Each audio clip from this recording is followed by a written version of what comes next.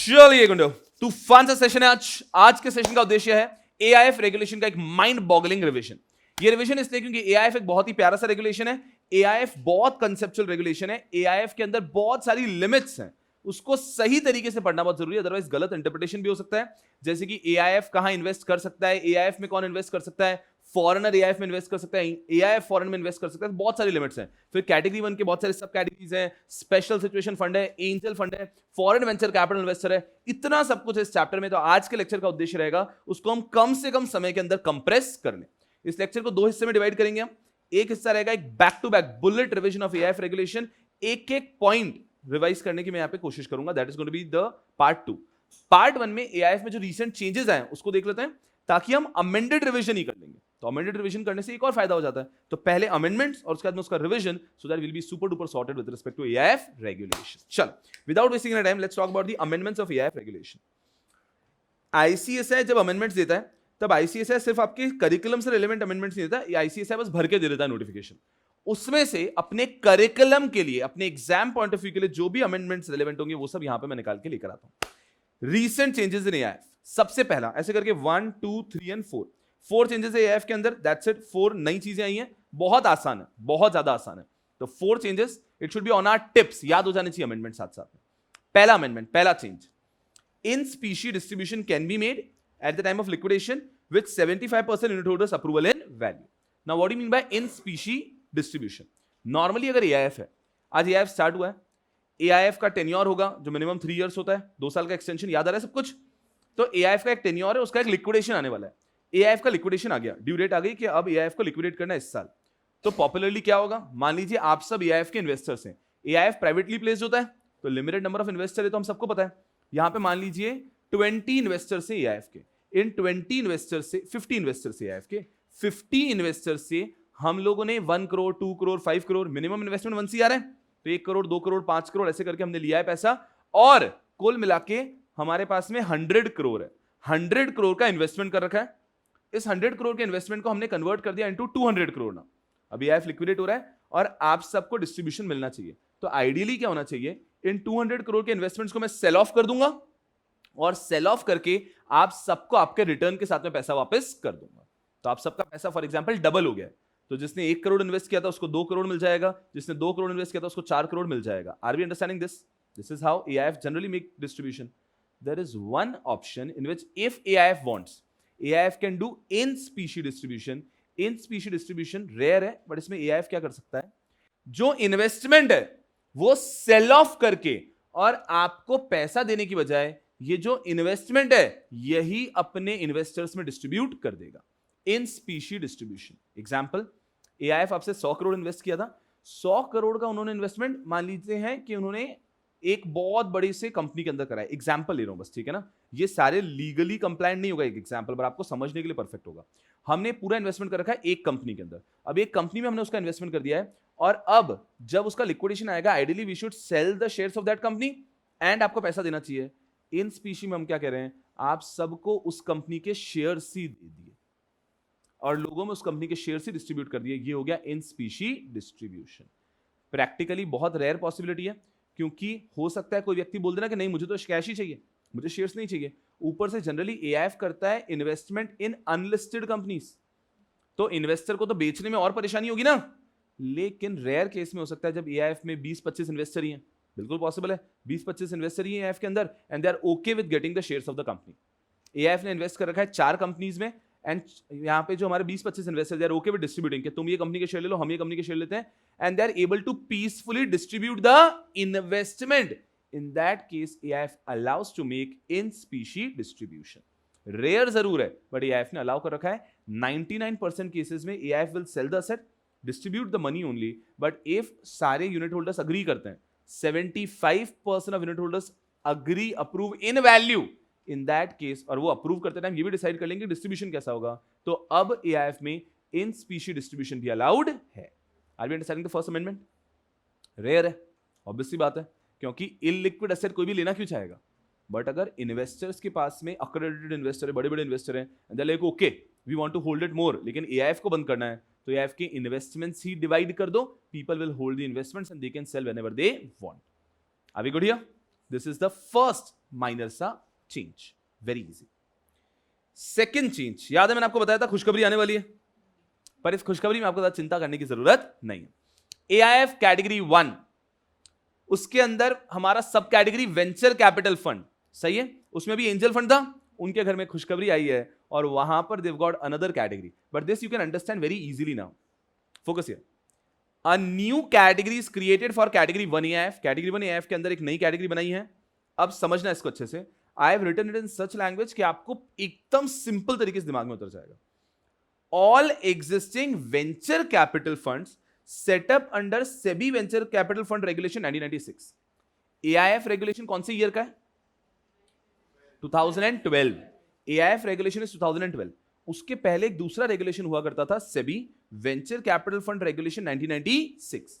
उसके अंदर a lot of venture capital funds have emerged, ठीक है, वो भी रेगुलेशन अभी पूरा रिपील नहीं हुआ है, तो वो चल रहे हैं, उसके वेंचर कैपिटल फंड भी चल रहे हैं, बट 2012 में आ गया एआईएफ, और एआईएफ बेटर तरीके से रेगुलेट करता है। तो 2012 के बाद जो लोग ओपन कर रहे हैं वो ओपन क्या कर रहे हैं? अपना एआईएफ।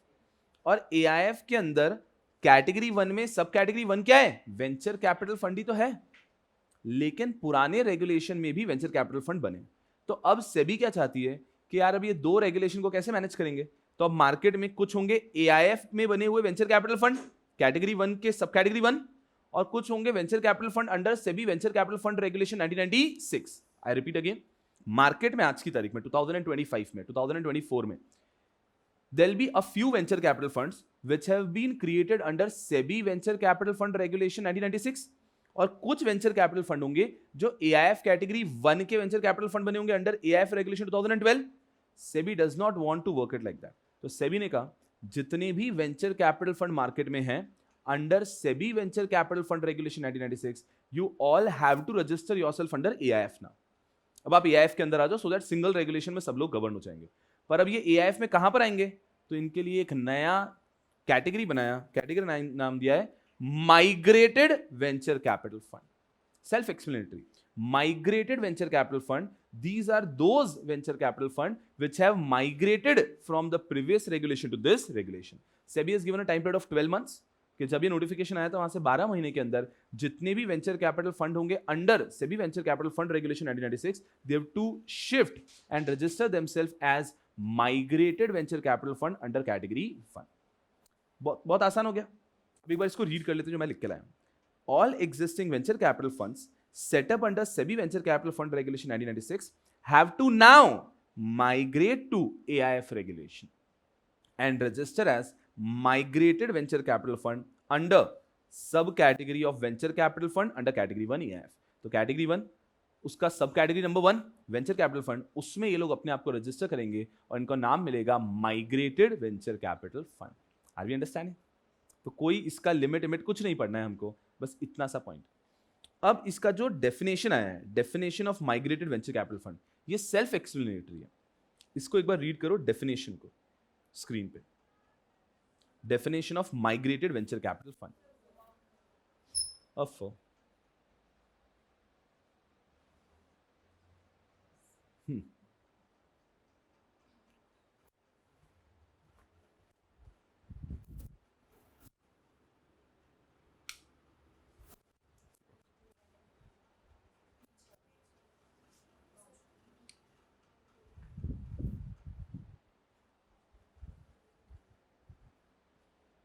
Very simple.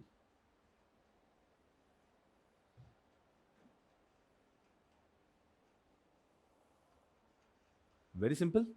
एग्जाम में 1 मार्क्स के लिए कभी ये टेम्पररली डेफिनेशन पूछ सकते हैं और तो कुछ पूछने लायक है ही नहीं। तो जो हमने फर्स्ट टू सेकंड देखा उसमें क्वेश्चन पूछना काफी कठिन है, पर आपको पता होना चाहिए चेंज, और बहुत सिंपल सा चेंज है।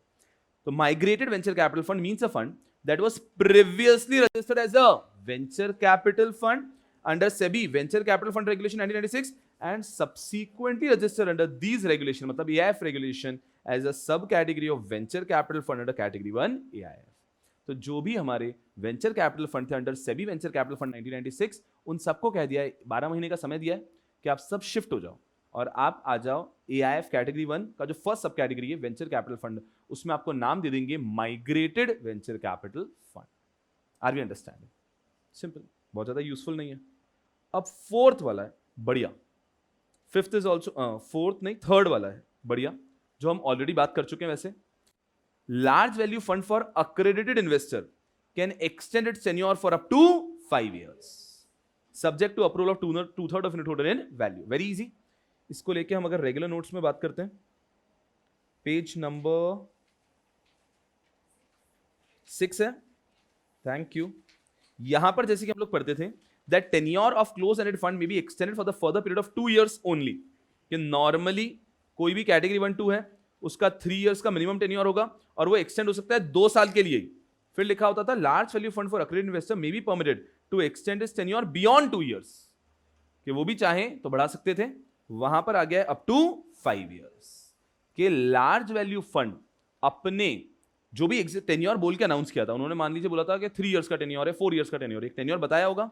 अब वो उसको अगर एक्सटेंड करना चाहते हैं तो वो एक्सटेंड कर सकते हैं अप टू 5 years. 5 साल से ज्यादा नहीं, up to 5 years only once up to 5 years. और नॉर्मली लोग 2 years तक कर पाते हैं सिर्फ. तो नॉर्मल जो फंड्स हैं they can extend only up to 2 years. But AIF का जो अक्रेडिटेड इन्वेस्टर जो हमारा लार्ज वैल्यू फंड रहता है they can extend it for up to 5 years. Same है, 2/3 का अप्रूवल लेना है बाय वैल्यू. देखते हैं इसको, बहुत सिंपली समझ में आ जाता है. Third, large value fund for accredited investor can extend its tenure for up to 5 years subject to approval of 2/3 of unit holders in value. एकदम मजे में. And that brings me to the last amendment. एकदम मजे से. पहले देख लेते हैं कि 3 जो चेंजेस आए वो याद हो चुके हैं क्या? 3 चेंजेस याद हो जाएंगे. एआईएफ के पूरे नोट्स में कोई भी एक ब्लैंक पेज ढूंढेंगे और उसमें रिसेंट चेंजेस करके लिख देंगे, काफी आसान हो जाता है. फर्स्ट 3 अगर देखें, फर्स्ट इन स्पीशी डिस्ट्रीब्यूशन अब अलाउड है और उसके लिए 75% होल्डर इन वैल्यू का अप्रूवल चाहिए. सेकंड, न्यू कैटेगरी आ चुकी है माइग्रेटेड वेंचर कैपिटल फंड. जो पुराने वेंचर कैपिटल फंड रेगुलेशन में रजिस्टर्ड थे उनको माइग्रेट करना है compulsorily. It is not choice, compulsorily with in 12 months into AIF regulation. And third, जो अक्रेडिटेड इन्वेस्टर का लार्ज वैल्यू फंड होता है, large value fund for accredited investor, they can now extend its tenure for up to 5 years. Requirement is same, unit holders approval by 2/3 in favor by value. Very simple and easy. Now let's move towards the fourth amendment. This is nice, this is interesting. Generally, category 1 and category 2 cannot borrow funds. Generally category 1 और category 2 borrow नहीं कर सकते, हमें पता है, except for meeting temporary funding requirements and day-to-day operational requirement. तो सिर्फ temporary funding requirement और day to day operational requirement के लिए वो कर सकते हैं. ये लैंग्वेज भी थोड़ी चेंज हुई है, ये परफेक्ट लैंग्वेज है ऐसा. तो अब उन्होंने लैंग्वेज क्या बना दी है पहले तो, कि कैटेगरी 1 और कैटेगरी 2 बोरो नहीं कर सकते. They can not undertake leverage. However they can undertake leverage for temporary funding requirement and for day to day operational requirements. सही है. बाकी तीनों लिमिट एज इट इज है. 3 लिमिट्स क्या है? Maximum, for maximum 30 days, maximum 4 times in the year, and the maximum amount should not exceed 10% of the investable fund. सब कुछ same है, बस ये लैंग्वेज ऐसा कर दिया है कि generally category 1 category 2 can not borrow funds except for meeting temporary funding requirement and day to day operational requirement. सब प्रोविजन वैसे का वैसा रहा. अब लेकिन अब मेन अमेंडमेंट अब है, मेन चेंज अब है. ये हो गया बेसिक रिक्वायरमेंट कि वो बोरो नहीं कर सकते. However now category 1 and category 2 can borrow for the purpose of meeting shortfall in drawdown amount subject to the following conditions. Conditions बात की बात है, पहले इसका मतलब समझते हैं. कैटेगरी 1 और कैटेगरी 2 बोरोइंग नहीं कर सकते. वो 3 कंडीशन सेटिस्फाई करोगे, 3 थंब रूल है, उनको सेटिस्फाई करके आप टेम्पररी बोरो कर सकते हो. और मतलब उसमें बोरिंग सिर्फ 30 days के लिए होती है. 30 days की बोरिंग कोई बोरिंग है क्या? वो तो वैसे भी टेम्पररी पर्पस के लिए होगी. सैलरी देनी है, रेंट देना है, तो बोरो कर दिया और 30 days में वापस दे दिया, तो वो एकदम टेम्पररी पर्पस का हो गया. वो प्रोविजन एज इट इज है. अब एक नया कंसेप्ट लेकर आए कि कैटेगरी 1 और 2 भी ड्रॉडाउन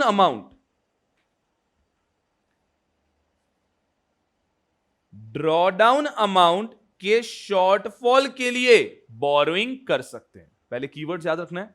कैटेगरी 1 और 2 बोरोइंग नहीं कर सकते except those 3 condition. However now recently they have allowed drawdown amount के शॉर्टफॉल के लिए बोरोइंग कर सकते हैं. ड्रॉडाउन अमाउंट के शॉर्टफॉल के लिए बोरोइंग कर सकते हैं. Now what is drawdown amount and what is shortfall? AIF जब भी इन्वेस्टर से पैसा लेता है वो सिंगल शॉट में नहीं लेता है. ये मैंने आपको बताया लेक्चर्स के अंदर कि 1 करोड़ का अमाउंट है मान लीजिए, तो वो ऐसा नहीं बोलेगा कि आज आप 1 करोड़ दे दो. वो उनसे कैसे लिए जाते हैं, टप्पे टप्पे में।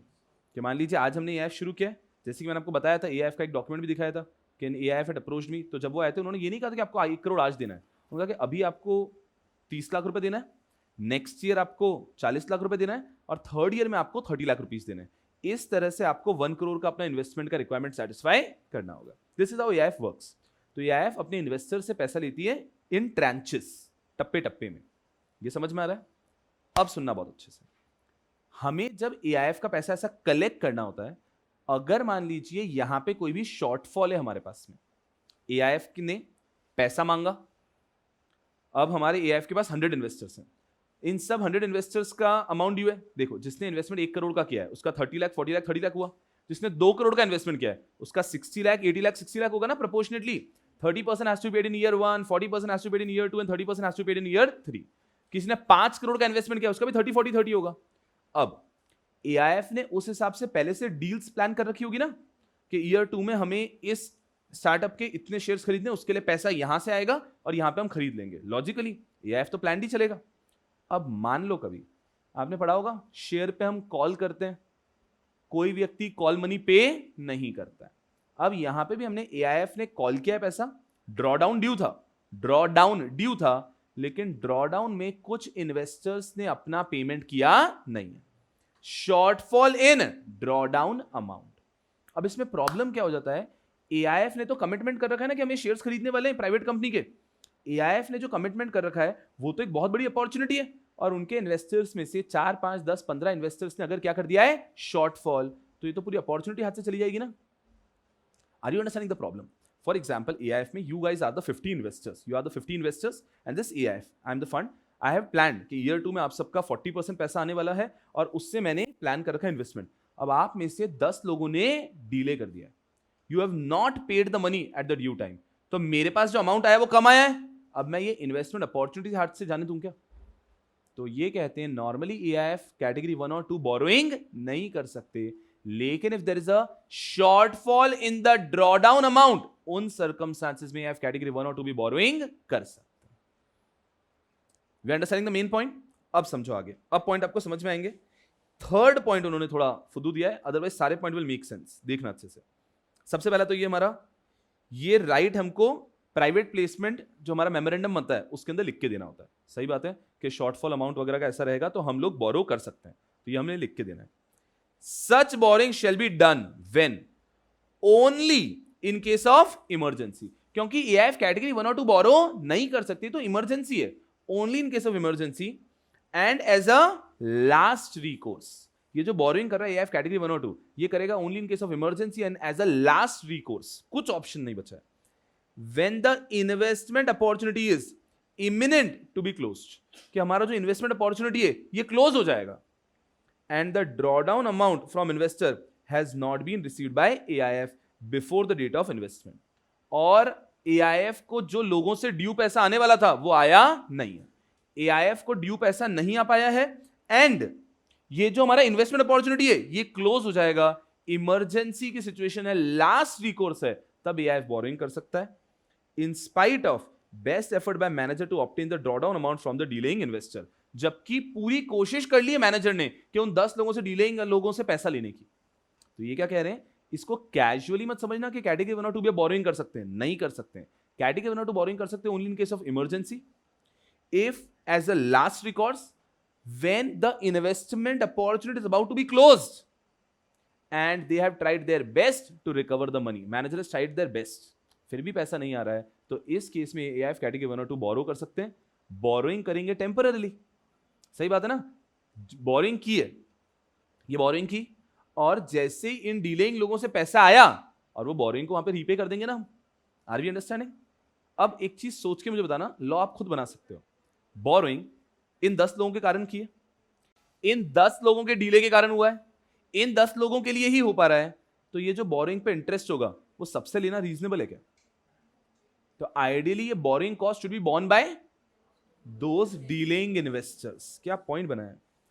The cost of such borrowing shall be charged only to investor who fail to provide the drawdown amount for making investment.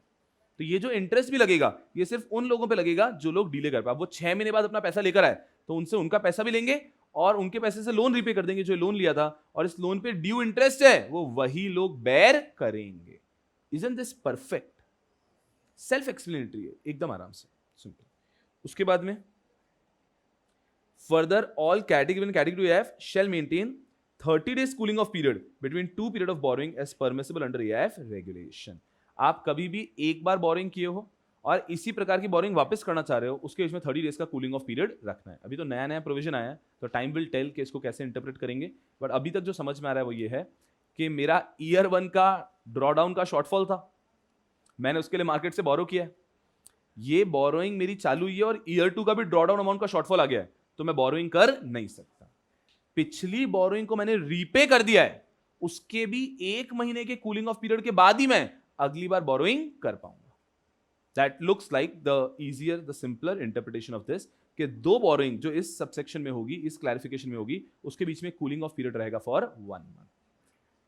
आते हैं आराम से, बहुत सिंपल सा प्रूव है अगर आप देखो तो, very logical. Normally, AIF category 1 and 2 are not allowed to undertake leverage. They cannot borrow funds. However, category 1 and 2 shortfall in drawdown amount. Keyword याद रखना चाहिए हमको। अगर shortfall in drawdown amount, तो इन circumstances में category 1 और 2 भी borrow कर सकते हैं। करते समय कुछ कंडीशन है। कंडीशन नंबर 1 हो गई कि आप सिर्फ ये कब करोगे? इमरजेंसी के केस में करोगे। ठीक है साहब, इमरजेंसी के केस में करेंगे। लास्ट रिकोर्स में करोगे। आपका इन्वेस्टमेंट अपॉर्चुनिटी क्लोज हो रहा है और आपके मैनेजर ने पूरी ताकत लगा दी है, फिर भी वो पैसा रिकवर नहीं कर पा रहा है, तब जाके आप बोरोइंग करोगे।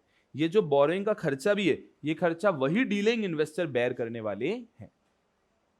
Are we good here? और दो बोरोइंग के बीच में कूलिंग ऑफ पीरियड रहेगा ऑफ 30 डेज। Very clear? अब आता है एक और पॉइंट नंबर 3। पॉइंट नंबर 3 को भी अच्छे से समझने की कोशिश करते हैं। इसको बेस्ट तरीके से समझने के लिए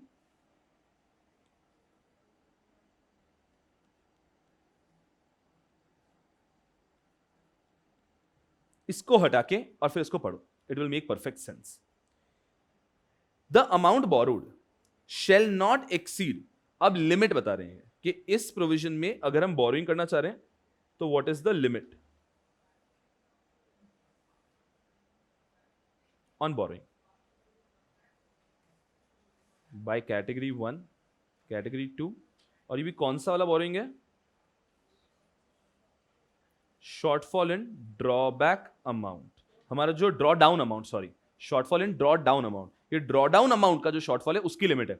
नॉर्मल बोरोइंग की लिमिट तो हमको पता ही है ना, 10% 4 टाइम्स एंड 30 डेज, ये उसकी वाली लिमिट नहीं है। ये जो हमारा ड्रॉ डाउन अमाउंट में शॉर्टफॉल है उसकी क्या लिमिट है? इन्होंने कैसे लिमिट दी है? 3 लिमिट दी। 20% of the investment proposed to be made in the investee company, जो भी आप ये इन्वेस्टमेंट कर रहे हो उसका 20%, ए 20% of investment to be made in the investee company, कि जिस इन्वेस्टमेंट की बात हो रही है कि अपॉर्चुनिटी खत्म हो जाएगी, अभी के भी बोरो करना पड़ेगा, ये जो कंपनी टोटल इन्वेस्टमेंट कर रही है उसका 20% मैक्सिमम आप बोरो कर सकते हो। मतलब आप कल को ये मत बोलो कि पब्लिक से 100 करोड़ आने वाला था, कोई पैसा नहीं दे रहा है, ये 100 करोड़ का 100 करोड़ बोरो करने वाला है, नहीं, मैक्सिमम आप बोरो कर सकते हो 20%, कि आपका जो इन्वेस्टमेंट अपॉर्चुनिटी हाथ से जा रहा है उसका 20%, ये एक लिमिट लगाया। दूसरा लिमिट लगाया 10% of the investable fund of the scheme और 10% ऑफ द इन्वेस्टेबल फंड, कि आपका जो टोटल इन्वेस्टेबल फंड है उसका 10%, ये एक और लिमिट आ गया है। और सी की लिमिट में आई थिंक थोड़ा बेटर क्लैरिफिकेशन आएगा। अगेन आई एम रिपीटिंग, ये चेंजेस अभी आए, तो ये अभी तक हमने रियल लाइफ में देखे भी नहीं है, रियल लाइफ में देखेंगे तब सी का पॉइंट बेटर क्लियर होगा, बट सी का जो अभी तक लग रहा है वो ये है, और the commitment pending to be drawn from investors, और the commitment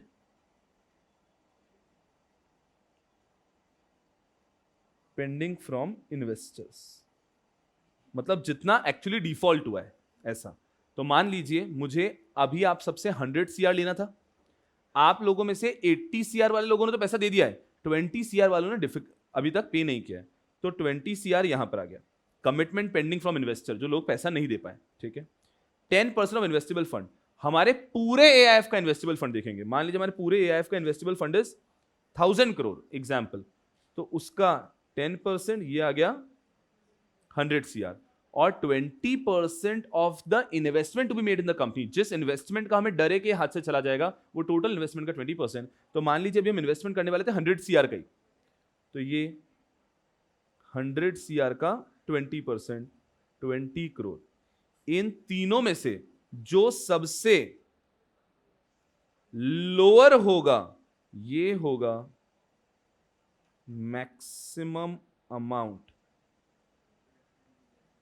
that can be borrowed. Are we understanding? So 20% of the investment जो आपका प्लान था, जिसके लिए आपने ये ड्रॉ डाउन प्लान था। सेकेंड चीज हो गई 10% of the total investable fund हो गया, और थर्ड कंडीशन हो गई कमिटमेंट पेंडिंग फ्रॉम इन्वेस्टर्स। एकदम सिंपल। अब अगर इस पे हमें कभी भी लिखना है तो थ्योरेटिकली तो परफेक्ट हो जाएगा। अब इसका कैलकुलेशन कैसे होगा ये अभी भी देखना कठिन है। कैलकुलेशन कहां पे कठिन है? ए में कोई कठिनाई नहीं, ए स्ट्रेट फॉरवर्ड कि हमें जिस कंपनी में इन्वेस्टमेंट करने वाले थे वो जो भी इन्वेस्टमेंट प्लान था उसका 20%। हो सकता है ड्रॉ डाउन अमाउंट 100 CR हो पर इन्वेस्टमेंट 50 CR का ही करने वाले हो हम, बिल्कुल हो सकता है। तो 50 CR का 20% 10 CR, जो भी आप इन्वेस्टमेंट करने वाले हो उसका 20%। दूसरा कंपनी का इन्वेस्टेबल फंड। अब इन्वेस्टेबल फंड का कैलकुलेशन कैसे करेंगे ये भी वो लोग बताएंगे ओवर टाइम कि अब आप उस समय पे इन्वेस्टेबल फंड का कैलकुलेशन कैसे करोगे, बट इन्वेस्टेबल फंड जो भी होगा उसका 10%। एंड लास्ट में जो भी कमिटमेंट पेंडिंग है फ्रॉम इन्वेस्टर, तो जितने लोगों ने एक्चुअली डिफॉल्ट किया उससे ज्यादा बोरिंग करने का क्या सेंस बनता है, वो तो एक मैक्सिमम लिमिट होना ही चाहिए। तो इन तीनों में से विचएवर इज लोअर, इतना maximum amount can be borrowed. This looks like the simple interpretation. Yes यार, यहां पर कर रहे हैं हम लोग एक एआईएफ रेगुलेशन का एक तूफान बुलेट रिवीजन, तूफान revision, quick revision, so that AIF regulation में इतनी सारी लिमिट्स हैं उन लिमिट्स को याद रखना काफी आसान हो जाए। एआईएफ रेगुलेशन का अगर ओवरव्यू में देखता हूं, सबसे पहले आता है इंट्रोडक्शन। हमें पढ़ना भी इसी सीक्वेंस के अंदर है। सबसे पहले इंट्रोडक्शन, इंट्रोडक्शन में एआईएफ का डेफिनेशन एंड अक्रेडिटेड इन्वेस्टर का डेफिनेशन। उसके बाद में कैटेगरीज ऑफ एआईएफ, तो हमें सारी कैटेगरीज दिख जाती है। उसके बाद में types of category one, category one की 4 सब कैटेगरीज से हम यहां पे मिल लेते हैं। फिर आगे जाते हैं कोर प्रोविजंस, और ये एआईएफ के सारे प्रोविजंस है जिन पे एग्जाम में क्वेश्चन आने की प्रबल संभावना रहती है, ये सब अच्छे से पढ़ लेते हैं। फिर अदर प्रोविजंस, ये बहुत आसान है, इसमें कोई एफर्ट नहीं लगता है, ये सारे अदर प्रोविजंस आ जाते हैं। फिर ये 2 फंड से हम लोग मिलते हैं, special situation fund and angel fund, another important aspect. फिर सारे एमई आ जाते हैं, सभी venture, foreign venture capital investor. इसके अंदर बहुत सारे पॉइंट्स है माइनर, बट ये याद रखना है कि जो फॉरेन वेंचर कैपिटल इन्वेस्टर है ये इन्वेस्टमेंट करेंगे तो एटलीस्ट 66.67% कहां इन्वेस्ट करना है, और बैलेंस 33.33% कहां इन्वेस्ट कर सकते हो। और लास्ट में फिर हमारे एग्जीक्यूटिव के कुछ कंसेप्ट आ जाते हैं, seed funding, private equity, venture capital, areas of investment, stages of investment. जरूरत से ज्यादा आसान। विदाउट वेस्टिंग एनी टाइम हम सबसे पहले पॉइंट से शुरू करते हैं, definition, categories and sub categories. सबसे पहले डेफिनेशन, एआईएफ और accredited investor, alternative investment fund, AIF. इस डायग्राम से डेफिनेशन याद हो जानी चाहिए।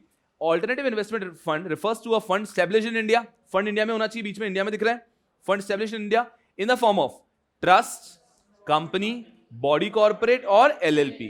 किसी भी फॉर्म में होगा, popularly in the form of trust, but it can be any fund established in India in the form of trust, company, body corporate or LLP, which, point number 1, is a privately pooled investment vehicle which collects money from investor, whether Indian or foreigner, and invests as per defined investment policy. Point number 1. Point number 2, which is not covered under SEBI mutual fund regulation, SEBI CIS regulation or any other regulation. चल, यहां पर आते हैं पहले AIF, Alternative Investment Fund, refers to any fund established or incorporated in India in the form of trust, company, LLP, body corporate, which first point, is a privately pooled investment vehicle which collects funds from investor, whether Indian or foreigner, for investing in accordance with defined investment policy for the benefit of investor, and is not covered under SEBI mutual fund regulation, SEBI CIS regulation or any other such regulation for fund management. चलो एक बार वापस देखते हैं, एकदम simple. Alternative investment fund refers to a fund which is established or incorporated in India, in the form of trust, company, body corporate, LLP, okay, which is a privately pooled investment vehicle which collects funds from investor, whether Indian or foreigner, and invest as per defined investment policy for the benefit of investor. ये एक और point पढ़ा. And last में which is not covered under SEBI mutual fund regulation 1996, SEBI CIS regulation 1999 or any other such SEBI regulation. खत्म, life हंसा. फिर आगे और जाते हैं. And expressly excludes, AIF का रेगुलेशन, AIF का डेफिनेशन एक्सप्रेसली इनको एक्सक्लूड करेगा. A family trust created under Companies Act, ESOP trust under SEBI share-based employee benefit and statutory regulation 2021, any gratuity trust or employee welfare trust under labor laws, holding company under Companies Act, SPV including securitization trust under any special regulation, securitization company or reconstruction company under SARFAESI, and any pool of funds which is specific, which has its own specific regulator. अगर इसको हम देखते हैं, family trust, ESOP trust, gratuity trust, ये तो साथ में याद हो जाएंगे. डन, ये तीनों एक सेट हो गए. Family trust, ESOP trust, gratuity trust. अब इससे family trust under companies act, तो कंपनीज एक्ट का एक और पॉइंट है होल्डिंग कंपनी, वो भी याद हो जाएगा. ट्रस्ट की बात करते हो, ट्रस्ट से एक और पॉइंट आता है एसपीवी इंक्लूडिंग सिक्योरिटाइजेशन ट्रस्ट. एकदम सिंपल. तो ये 6 पॉइंट पहले याद किए. उसके बाद में आ जाता है securitisation company, reconstruction company under SARFAESI. अब ऐसे याद करने की कोशिश करें. पहले तो 3 ट्रस्ट आ गए. Family trust under companies act, ESOP trust under share based employee benefit regulation, gratuity trust या फिर employee welfare trust under labour laws. ठीक है. अब कंपनी से एक और holding company under companies act, trust एक और है एनी एसपीवी और any specific trust under special securitisation trust under any special law. उसके बाद में हमारा एक सारफेसी के अंदर रिकंस्ट्रक्शन कंपनी और सिक्योरिटाइजेशन कंपनी. बहुत इजीली हो जाता है. और कोई भी और ऐसा ट्रस्ट या कोई भी और एसपीवी सेटअप होता है which has its own regulator, तो वो भी यहां पे एग्जाम्प्ट हो जाएगा. This is the simple definition of AIF. साथ में हम डेफिनेशन पढ़ते हैं अक्रेडिटेड इन्वेस्टर की. अक्रेडिटेड इन्वेस्टर की डेफिनेशन भी बार बार आती है. Accredited investor refers to an investor which has received a certification of accreditation from accreditation agency. Accredited investor refers to an investor who has received certificate of accreditation from accreditation agency. अगर individual HUF family trust या sole proprietor है, individual HUF family trust या sole proprietor है, तो उनको इन तीनों में से कोई भी एक कंडीशन सेटिस्फाई करनी है. उनकी एनुअल इनकम होनी चाहिए at least 2 crore, annual income at least 2 crore, या फिर उनका नेटवर्थ होना चाहिए at least 7 crore 50 lakh, out of which 50% 3 crore 75 lakh should be in the form of financial assets. उसके बाद में यार सर दोनों का थोड़ा मिक्स किया तो चलेगा. Yes, annual income of 1 crore and net worth of 5 crore, out of which 2.5 crore should be in financial assets. ये हो गया individual, HUF, family trust and proprietorship के बारे में. लेकिन अगर बॉडी कॉर्पोरेट है तो सिंपल 50 करोड़. बॉडी कॉर्पोरेट है या फिर कोई भी ट्रस्ट है अदर देन फैमिली ट्रस्ट, तो इनके लिए आपका सिंपल नेटवर्थ होना चाहिए कम से कम 50 करोड़. अगर कोई पार्टनरशिप फॉर्म बनना चाहता है अक्रेडिटेड इन्वेस्टर, तो all the partners should be individually satisfying the limit of 2 crore, 7.5 crore, 1 crore and 5 crore, इनमें से कोई भी है. इजी. इसके बाद में कहते हैं कि जो भी बड़े बड़े एजेंसीज ऑलरेडी रजिस्टर्ड हैं उनको वापस अक्रेडिटेड इन्वेस्टर बनने की जरूरत नहीं है, वो डीम्ड अक्रेडिटेड इन्वेस्टर हैं. Central state government, developmental agencies, fund set up by central government, state government, qualified institutional buyer, they are deemed accredited investor. और कौन? Category 1 foreign portfolio investor, sovereign wealth fund, multilateral agencies, they are deemed accredited investor. अगर हम हमारे favourite निकालें, central government, state government, easy point हो गया.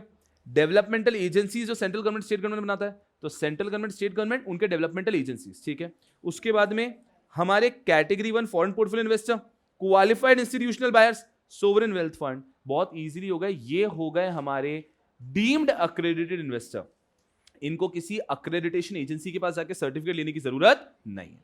एकदम simple. We just started. हमने बस चैप्टर को स्टार्ट किया है. 2 डेफिनेशन तो दिमाग में बैठ जानी चाहिए, एआईएफ का डेफिनेशन और अक्रेडिटेड इन्वेस्टर का डेफिनेशन. चल, इसके बाद में अगर इस चैप्टर में बात करता हूं तो आता है कैटेगरीज ऑफ एआईएफ.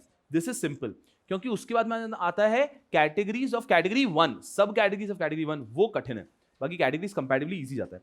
कैटेगरीज के अंदर अगर मैं बिना पढ़े ही आपसे पूछता हूं, कैटेगरी 1, कैटेगरी 2, कैटेगरी 3. कैटेगरी 1 वो होते हैं जो कि इन्वेस्ट करते हैं in startups, early stage ventures, social ventures, infrastructure sector और any such area which is economically और socially desirable by the government और द रेगुलेटर. तो जो यहां पे इन्वेस्ट करते हैं होते हैं कैटेगरी 1. ठीक है. कैटेगरी 1 के कुछ एग्जांपल बताओ. SME fund, venture capital fund, social venture fund, infrastructure fund, चारों सब कैटेगरी का नाम बोल दोगे तो भी चलेगा। कैटेगरी 2 सबसे इसका इंट्रोडक्शन को इंट्रोडक्शन ही नहीं है। Someone who is not covered under category 1 and category 3 is category 2 fund, ठीक है। इसका एग्जांपल एक प्राइवेट इक्विटी डेट फंड या private equity fund, debt fund और प्राइवेट इक्विटी फंड, ये दो एग्जांपल लिख सकते हैं। Third category 3, those AIF which enter into complex and diverse trading strategies and even undertake leverage. Those funds which get into complex or diverse trading strategies and may even undertake leverage. ये हो गया category 3। उसका example क्या होता है? Hedge fund. हमने hedge पे discussion किया है।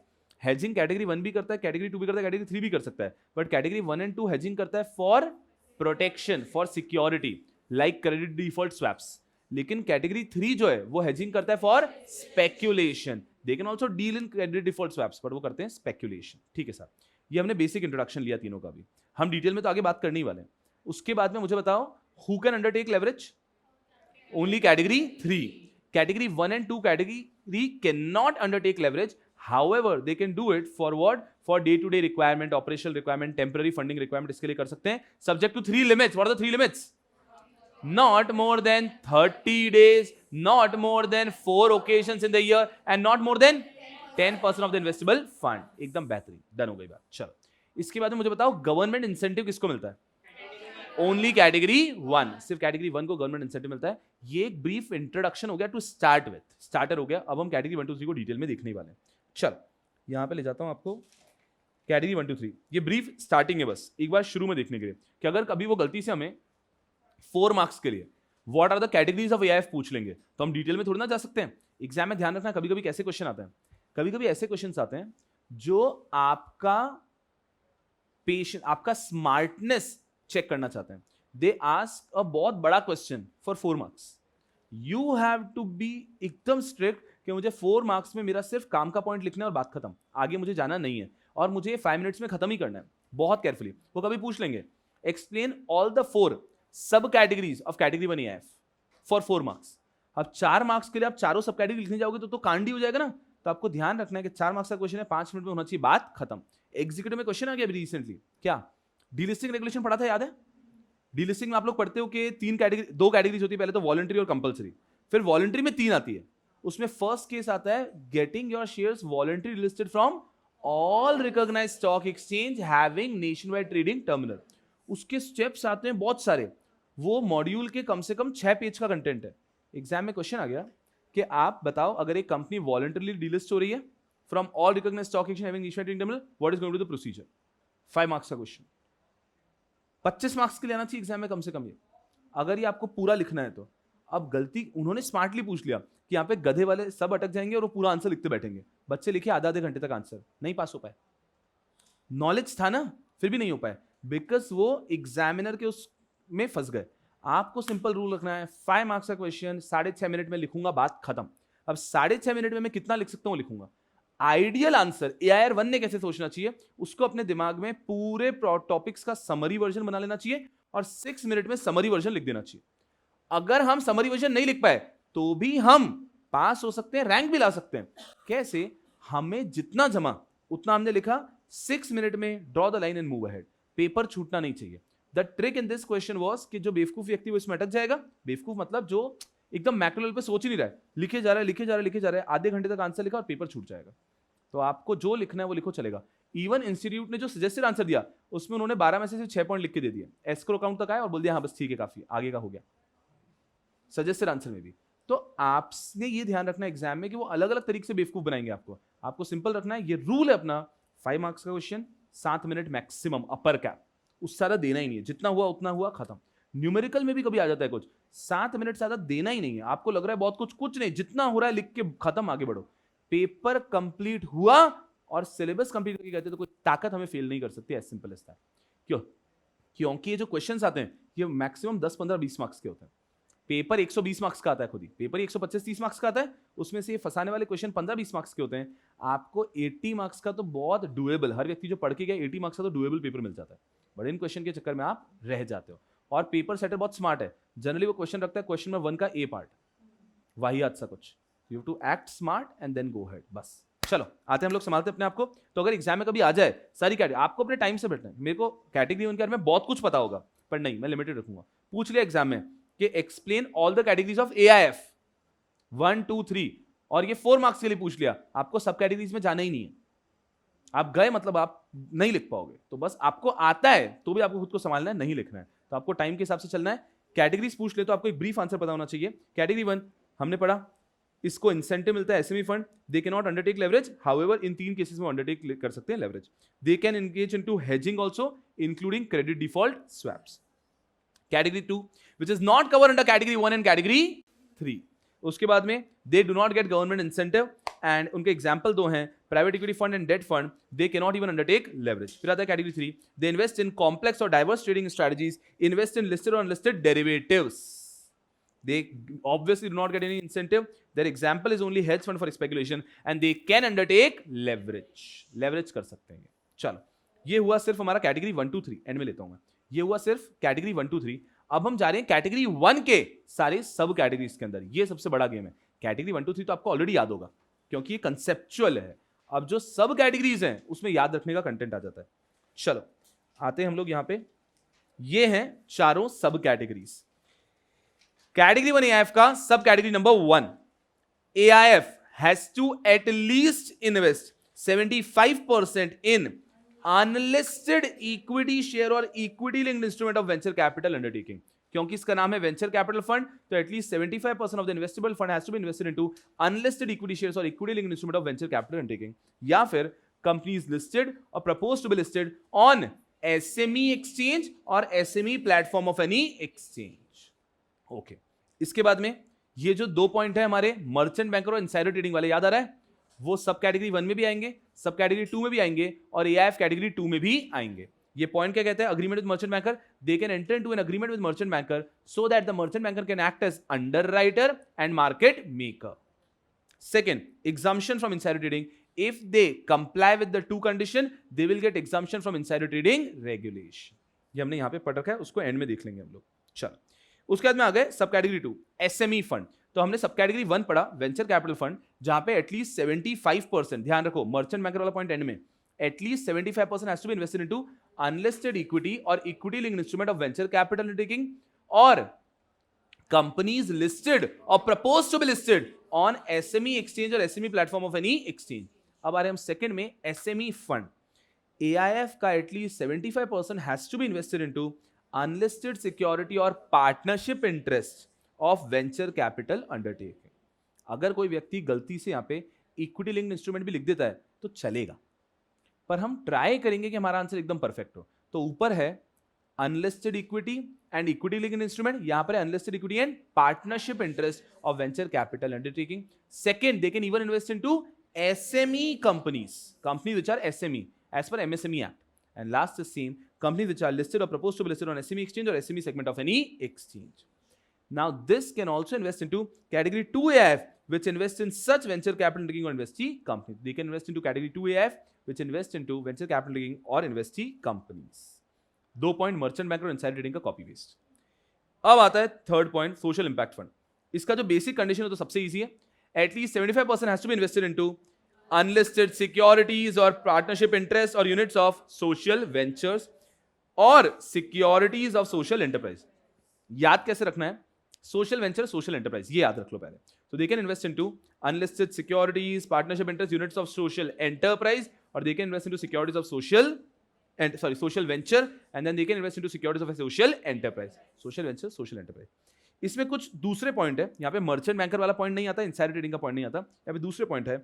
सच AIF कैटेगरी 3, मतलब कैटेगरी 1 का sub category 3 SME fund, sorry social impact funds, social impact funds, they can accept grant and they can even give grant. ध्यान से, ये लोग ग्रांट ले भी सकते हैं और ये ग्रांट दे भी सकते हैं। ग्रांट क्या होता है उसका मुझे अगर सिनोनिम बनाना है तो डोनेशन ऐसा, पर ग्रांट ही वर्ड यूज करेंगे।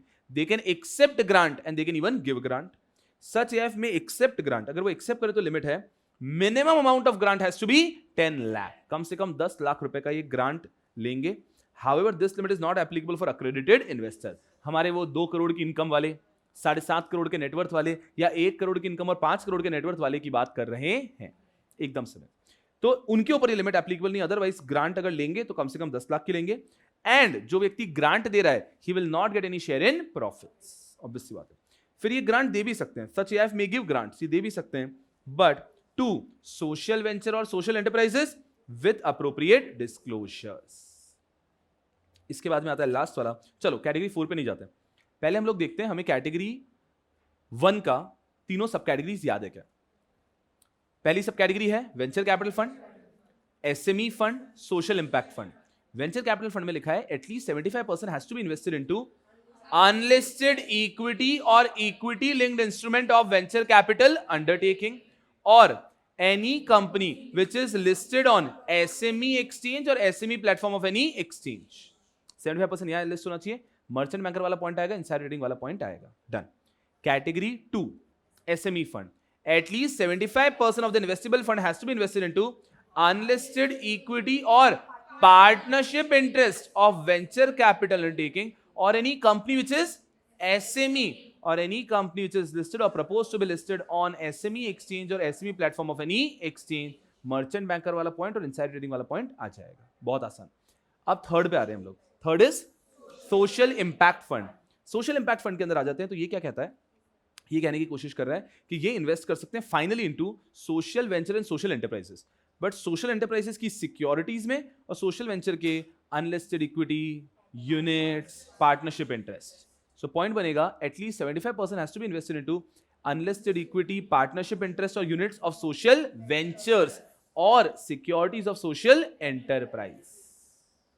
अब इसके अंदर दो एडिशनल पॉइंट आते हैं, मर्चेंट बैंकर वाला पॉइंट और इनसाइड ट्रेडिंग वाला पॉइंट नहीं आता है, तो यहां पर आता है they can accept grant or they can give grant. If they are accepting grant, the minimum amount will be 10 lakh. This limit will not be applicable on accredited investors, and any person who is giving grant will not get any share in profits. और फिर आ जाता है they can even give grant to social venture or social enterprises with appropriate disclosures. We're good here, we're good here. बार बार देखा तो बहुत अच्छे से perfectly exam में मार्क्स आएंगे। इसके बाद में आता है लास्ट वाला इंफ्रास्ट्रक्चर फंड। इंफ्रास्ट्रक्चर फंड कहता है इसमें एक ही कंडीशन है, वही कंडीशन बहुत बड़ी है, at least 75% has to be invested into unlisted security और पार्टनरशिप इंटरेस्ट और units of venture capital undertaking और इन्वेस्टी कंपनी और SPV which is engaged in operating, developing, holding infrastructure projects. या फिर they can invest into category 2 AIF which have invested into venture capital undertaking or investee company or SPV which is engaged into operating, developing, holding of infrastructure project, or they can invest into listed securitized debt instrument or listed debt instrument of investee company or SPV which are engaged into operating, holding, developing of infrastructure project। चलो, picture memory के मदद से इसको याद रखना आसान है, otherwise तो अगर इसको आप थ्योरी से पढ़ोगे तो काफी कठिन है। पिक्चर मेमोरी से थोड़ा बहुत याद हो जाएगा। Infrastructure fund at least 75% has to be invested into, सबसे पहले आ गया अनलिस्टेड इक्विटी, पार्टनरशिप इंटरेस्ट और units of venture capital undertaking, SPV और investee company of any entity which is engaged into operating, holding, developing of infrastructure projects. दूसरा, any Category 2 AIF which is invested into venture capital undertaking or SPV or investee company which is engaged into operating, holding, developing of infrastructure projects. Third, any listed securitized debt instrument or any listed debt instrument which into of an SPV or investee company which is engaged into operating, operating, developing, holding of infrastructure projects. Are we understanding? Are we understanding? Are we good here? इस प्रकार से अगर इसको देखा तो ये comfortably दिमाग में बैठ जाता है। ये हुआ हमारा कैटेगरी 1 की चारों सब कैटेगरीज। ध्यान से देखना एकदम अच्छे से। चलो यहां पर आता हूं मैं। अभी हम लोग सिर्फ क्या याद कर पाए हैं, हम लोग सिर्फ ये कर पाए हैं। अभी हमें AIF का डेफिनेशन याद है, हमें अक्रेडिटेड इन्वेस्टर ध्यान है, हमें AIF कैटेगरी 1, कैटेगरी 2, कैटेगरी 3 ये पता है, और कैटेगरी 1 की चारों सब कैटेगरीज क्या होती है ये पता है। That is it. Merchant banker inside trading का पॉइंट हम देखेंगे अभी आगे। अब अगर मैं चाहता हूं कैटेगरी 2 और कैटेगरी 3 के अंदर थोड़ा सा डिटेल में, चलो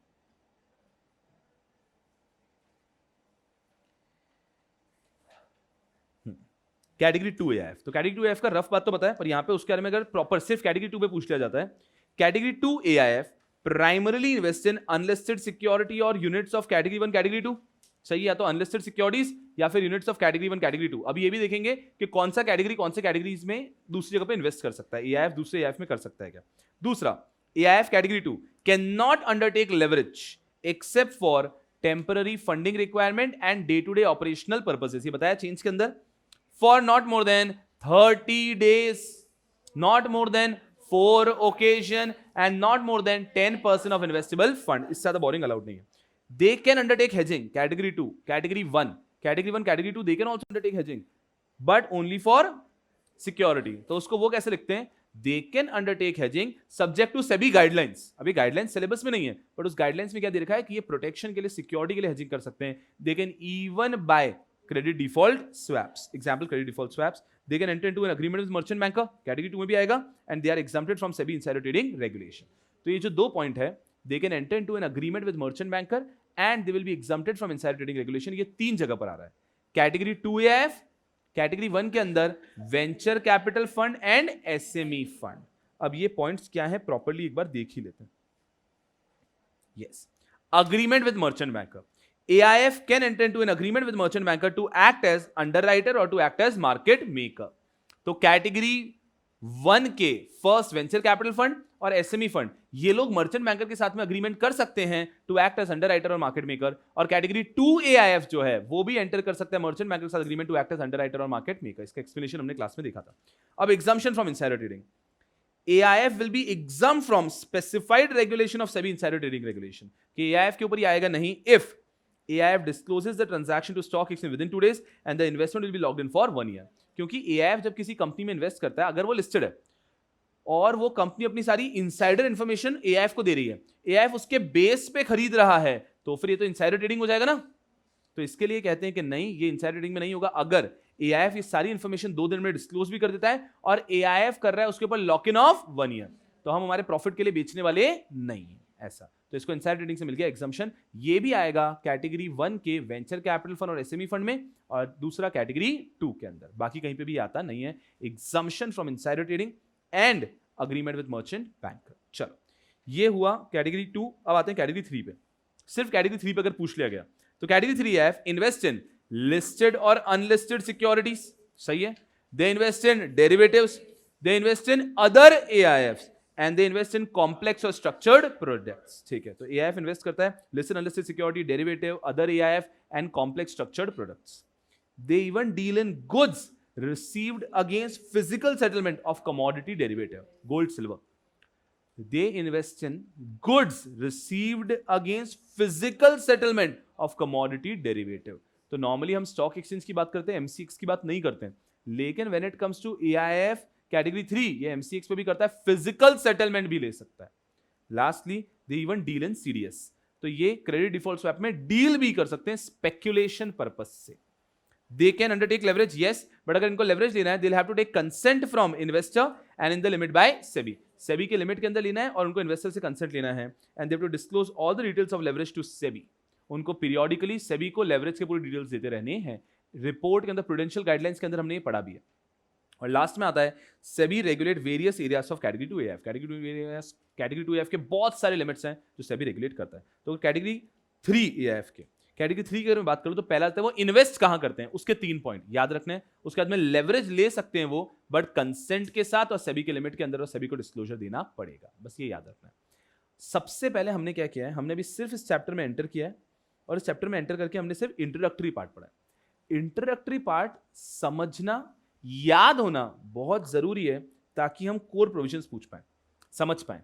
एग्जाम में कोर प्रोविजन आने की संभावना ज्यादा है, लेकिन कोर प्रोविजन समझ ही नहीं सकते जब तक हमने ये जो पढ़ा है पता नहीं है।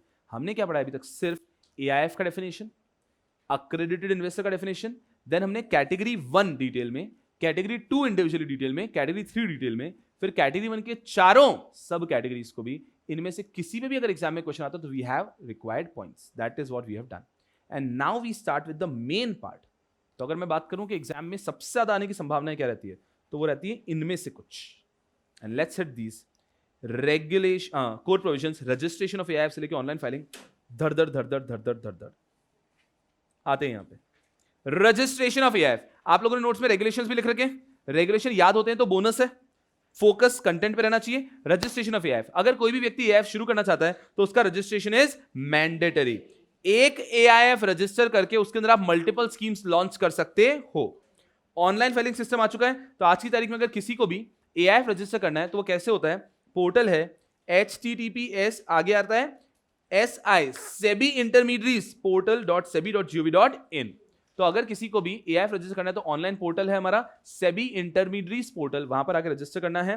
अगर कोई भी आपको जो भी रिपोर्टिंग भी फाइल करनी है, कंप्लायंस रिपोर्ट वगैरह, वो सब यहीं पे फाइल होती है। तो एआईएफ का रजिस्ट्रेशन मैंडेटरी है, ऑनलाइन रजिस्ट्रेशन हो चुका है, सेबी इंटरमीडिएट्स पोर्टल के ऊपर रजिस्ट्रेशन होता है, सारी फाइल्स वगैरह भी आपकी यहीं फाइल होती है। ये सबसे पहले रजिस्ट्रेशन का पॉइंट।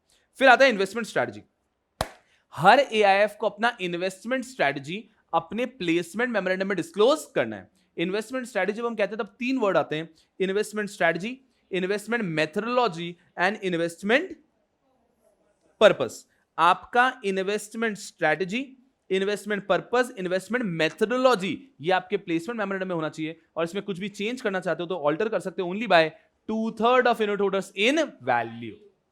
फिर आता है इन्वेस्टमेंट इन एआईएफ। अब एक बड़ा पॉइंट आ गया, अभी तक इजी चल रहा था। दो टॉपिक्स हैं जिसको बहुत अच्छे से समझना है, investment in AIF and investment by AIF. Question को केयरफुली रीड करेंगे कि उन्होंने क्या पूछा है। इन्वेस्टमेंट इन एआईएफ में पूछते हैं कि जब एक एआईएफ पैसा कलेक्ट कर रहा है इसके इन्वेस्टर से, तब उसको किस चीजों का ध्यान रखना है। इन्वेस्टमेंट बाय एआईएफ, एआईएफ जब इन्वेस्टमेंट कर रहा है तब उनको किन चीजों का ध्यान रखना है। दोनों एकदम अलग है, एकदम ऑपोजिट है। क्वेश्चन को बहुत केयरफुली रीड करना है। टॉपिक चल रहा है investment in AIF. Investment in AIF क्या कहता है, इस तरह से हमने इस टॉपिक को पढ़ा था कि कभी भी एआईएफ में अगर इन्वेस्टमेंट हो रहा है, इन्वेस्टमेंट इन एआईएफ हो रहा है, तो एआईएफ को इन सब चीजों का ध्यान रखना है। क्या, अगर मैं पॉइंट वाइज जाता हूं, एआईएफ जब भी इन्वेस्टर ले रहा है तो investor can be Indian, foreigner, NRI, investor कोई भी हो सकता है। दूसरा, जब भी इन्वेस्टमेंट आएगा minimum corpus of AIF has to be 20 CR and minimum investment per investor should be 1 CR। Okay, यहां पे यूनिट्स इश्यू होंगे in demat form. Continuing interest होना चाहिए मैनेजर स्पॉन्सर का, कितना याद करो, 2.5% और 5 CR whichever is lower for category 1 and 2 and category 3 के लिए 5% और 10 CR whichever is lower। तो जो भी हमारा इन्वेस्टेबल फंड है टोटल है उसका 2.5% जो है वो हमारे मैनेजर स्पॉन्सर को होल्ड करके रखना है, या 5 CR whichever is lower। फिर आता है maximum investor that you can raise is 1000, 1000 ज्यादा लोगों से पैसा रेज नहीं कर सकते। And last is only by way of private placement.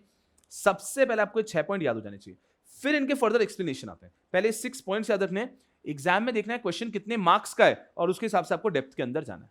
तो सबसे पहले ये 6 पॉइंट्स तो आपको लिखने ही पड़ेंगे कभी भी अगर आ रहा है एआईएफ पे क्वेश्चन। तो if at all AIF start कर रहे हो, आपको ये 6 पॉइंट्स का ध्यान रखना है। इन्वेस्टमेंट इन एआईएफ, जब एआईएफ इन्वेस्टमेंट ले रहा है, investor can be Indian, foreigner, NRI, minimum corpus should be 20 CR, minimum investment should be 1 CR, demat form में होगा, continuing interest has to be category 1 and 2 के लिए 2.5% और 5 CR whichever is lower, for category 3 5% और 10 CR whichever is lower, maximum investor can be 1000 and issue will be only by way of private placement। definition में पढ़ लिया था, AIF is a privately pooled investment vehicle which collect money from investor whether Indian or foreigner। तो 2 point तो वहीं cover हो गए थे, इंडियन फॉरेनर से ले सकते हो आप और प्राइवेट प्लेसमेंट से ही होगा। तो हमने ये 2 पॉइंट तो वहीं पढ़ लेते, यहाँ पे सिर्फ लिमिट ही पढ़ी हमने। और डीमैट का पॉइंट तो बहुत ऑब्वियस है, आज के दिन प्राइवेट कंपनी के शेयर अगर डीमैट में जा रहे हैं तो क्या है, तो एआईएफ है करोड़ों की कंपनी, तो ये यूनिट्स तो डीमैट में इशू करेगा। तो ये जो 3 पॉइंट है वो तो विदाउट एफर्ट याद हो जाते हैं। तो आपको मेनली 3 ही तो पॉइंट पढ़ने रहे कि minimum corpus is 20 CR, minimum investment is 1 CR, maximum investor can be 1000 and continuing interest has to be 2.5% at the limit. Are we understanding? अब इसके एक्सप्लेनेशन पे जाते हैं। सबसे पहले 20 CR का जो लिमिट आता है, अगर एक ओपन एंडेड एआईएफ है, ओपन एंडेड एआईएफ का मतलब ये है कि एआईएफ का कॉर्पस कम ज्यादा हो सकता है। अगर एक ओपन एंडेड एआईएफ है और उनका कॉर्पस 20 CR से कम हो गया, बिकॉज इनके दरवाजे हमेशा खुले रहते हैं ना, ये हमेशा रिडीम भी कर रहे हैं, रिडीम करते करते करते कभी 90 CR हो गया, तो अगर इनका कभी भी 20 CR से कम हो गया, they have to do what, 1 they have to inform सभी within 2 days, they have to within 3 months bring back in the limit, otherwise redeem all the units, बंद कर दो एंड सेबी में take action for repeated violation. कि हर बार जब आपका 20 CR से कम आएगा उसको सेबी एक वायलेशन काउंट कर रहा है, तो रिपीटेड वायलेशन के लिए सेबी आपको फोड़ भी सकता है। क्लोज एंडेड एआईएफ में तो कभी 20 CR से कम होगा ही नहीं ना, आपने शुरू में 20 रखा है तो हमेशा 20 रहेगा। लेकिन ओपन एंडेड में कम हो सकता है। तो अगर कम हो गया तो इन्फॉर्म करो सभी को 2 दिन के अंदर, 3 महीने में लिमिट में लेकर आओ और सभी आपके ऊपर एक्शन ले सकते हैं फॉर रिपीटेड वायलेशंस। फिर आता है 20 CR के अंदर कि मिनिमम कॉर्पस वैसे तो 20 CR है, लेकिन अगर सोशल इंपैक्ट फंड है तो उसके लिए मिनिमम कॉर्पस हो जाएगा 5 CR। Normally minimum corpus is 20 CR, but for social impact fund the minimum corpus will become 5 CR। फिर आता है 1 CR का। वैसे तो minimum investment is 1 CR, but ये limit is not applicable for accredited investor. उसके बाद में हमारे AIF के जो डायरेक्टर और एम्प्लॉई हैं या फिर director employee of manager of AIF, उनके लिमिट रिड्यूस होकर हो जाती है 25 लाख रुपीस। और जो सोशल इंपैक्ट फंड है उनका टोटल कॉर्पस कर दिया है हमने 20 करोड़ से 5 CR, तो मिनिमम इन्वेस्टमेंट भी 1 करोड़ से कम के हम कितना कर देते हैं 2 lakh if it is a social impact fund investing only in not for profit company which are listed. तो not for profit listed companies में अगर कोई इन्वेस्ट कर रहा है तो उसके लिए मिनिमम इन्वेस्टमेंट को भी कम करके कर दिया हमने 2 लाख रुपीस।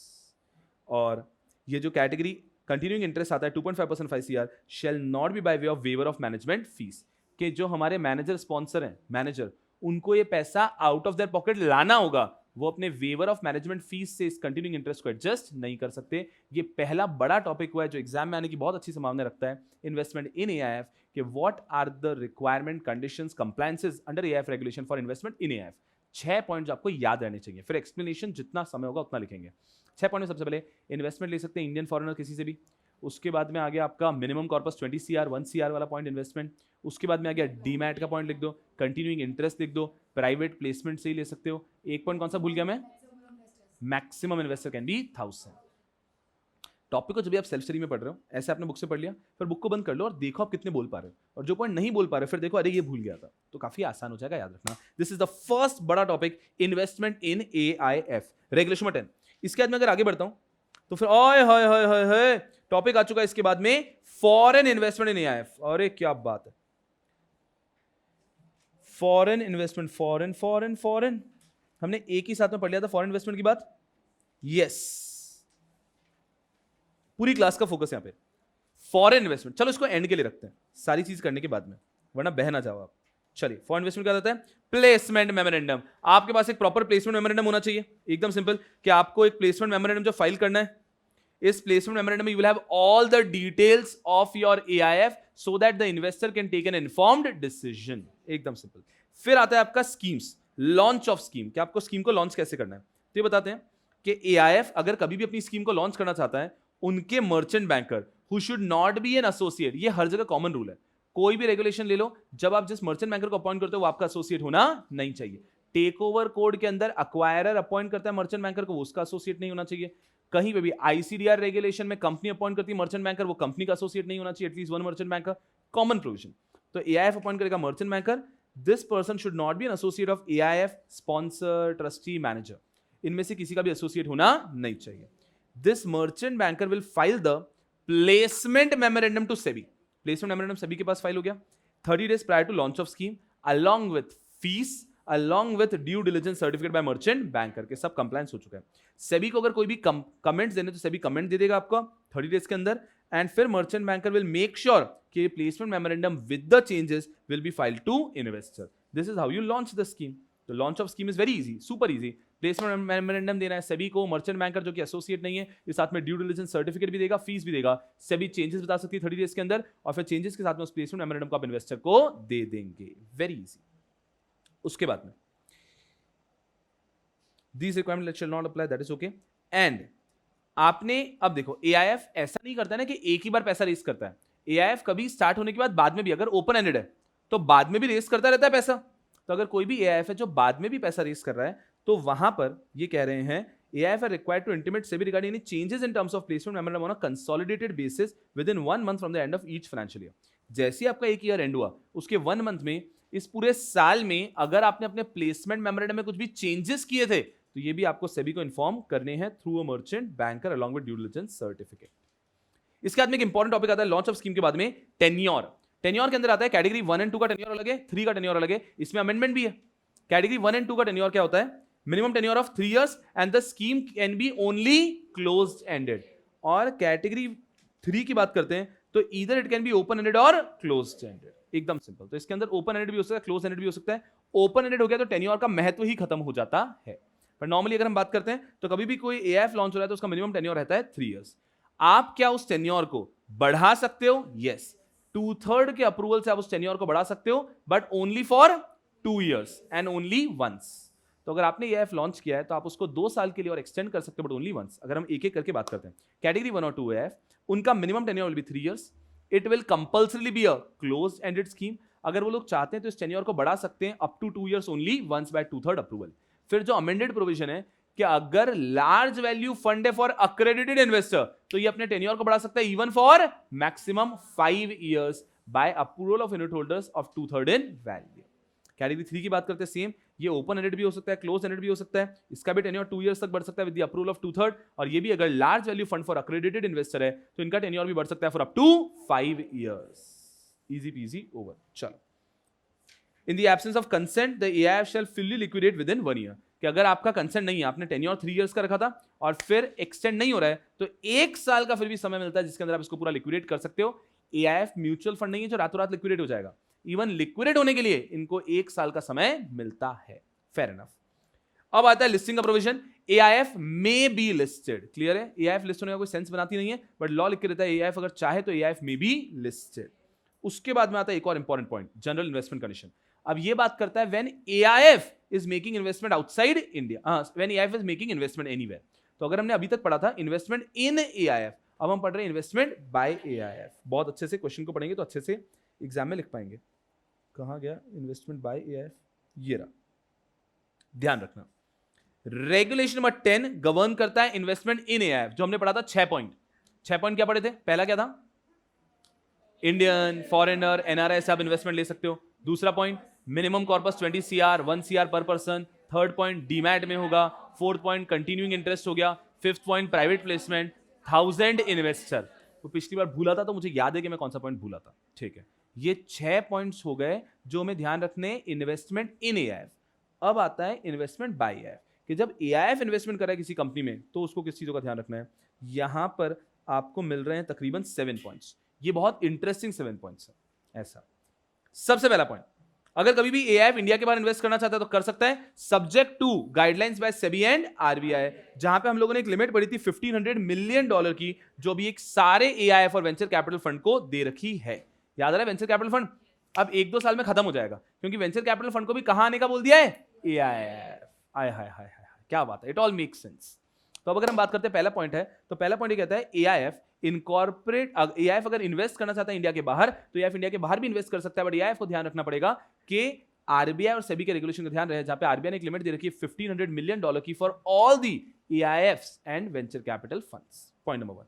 पॉइंट नंबर 2, अगर एआईएफ कहीं पे इन्वेस्ट किया है एंड सेम जगह पे को इन्वेस्ट करना चाहते हैं हमारे मैनेजर और स्पॉन्सर, याद आ रहा है? AIF has invested anywhere, and if the manager sponsor are co-investing in the same company, then their investment should not be on more favorable terms. उनका इन्वेस्टमेंट मोर फेवरेबल टर्म्स पे होना नहीं चाहिए। Exit opportunity भी, exit के terms भी same होने चाहिए। तो आपका इन्वेस्टमेंट, जो हमारे स्पॉन्सर और मैनेजर है, उनका इन्वेस्टमेंट मोर फेवरेबल टर्म्स पे होना नहीं चाहिए। उसके बाद में आता है third point, maximum limit of investment in a single company और सिंगल एआईएफ। ये 2 पॉइंट को मिक्स करके हमने बना दिया कैटेगरी 1, 2 और 3 का। सो अगर कभी भी मैक्सिमम इन्वेस्टमेंट एक एआईएफ करना चाहता है एक ही कंपनी में, तो कितना कर सकता है? रेगुलरली अगर आप कैटेगरी 1 एंड 2 हैं तो आप 25% ऑफ योर जो इन्वेस्टेबल फंड है वो एक ही कंपनी में इन्वेस्ट कर सकते हो, 25%। तो आपको इस तरह से याद रख लो कि मिनिमम 4 कंपनी में तो इन्वेस्ट करना ही पड़ेगा, सिर्फ याद रखने के लिए। तो maximum investment in any company is total investable fund का 25%, और वही कैटेगरी 3 है तो ये हो जाता है 10%। तो नॉर्मली कैटेगरी 1 और कैटेगरी 2 को मिलता है 25% का limit, that they can maximum invest in a single company. Category 3 को लिमिट मिलता है 10%। However this limit can be doubled, 25% हो जाएगा 50%, 10% हो जाएगा 20% if it is a large value fund for accredited investor. फिर ये आता है कि ये एक अननेसेसरी पॉइंट है जो हमने पढ़ा, ये जो 10% और 20% कैटेगरी 3 का, ये अगर if category 3 is investing in equity shares of listed company, if category 3 is investing into equity shares of listed company, तो ये जो 10% और 20% है ये आप इन्वेस्टेबल फंड का नहीं लोगे, ये आप लोगे इन्वेस्टेबल फंड और एनएवी, जिसका आप चाहो वो ले सकते हो। फिर आता है फिफ्थ पॉइंट हमारा, बहुत प्यारा पॉइंट, बहुत simple point, there can not be more than 2 layers of AIF. तो याद रखने के लिए, अगर एआईएफ किसी भी एक एआईएफ में इन्वेस्ट करने वाला है, ऐसा उसने अपने प्लेसमेंट मेमोरेंडम में लिखा है. एज पर the placement memorandum of AIF, if AIF is planning to invest in other AIF, then AIF can not issue units to any AIF. ऐसा. तो या तो आप किसी एआईएफ में इन्वेस्ट कर सकते हो या आप किसी एआईएफ से इन्वेस्टमेंट ले सकते हो, 2 लेयर अलाउड नहीं है. 6 पॉइंट, काफी इंटरेस्टिंग पॉइंट. वापस पिक्चर मेमोरी दिमाग में बैठाओगे तो बहुत इजी हो जाएगा. क्लास में जब एक्सप्लेनेशन होता है तो वो आपको क्लिक में याद आ जाएगा अगर कंसेप्ट दिमाग में बैठा हुआ है तो. एआईएफ या उसका मैनेजर स्पॉन्सर या उसके मैनेजर स्पॉन्सर का एसोसिएट अगर कहीं पे भी इंटरेस्टेड है तो वहां पर एआईएफ इन्वेस्ट करना चाहता है तो 75% ऑफ देयर यूनिट होल्डर के कंसेंट से ही कर सकता है. I repeat again properly.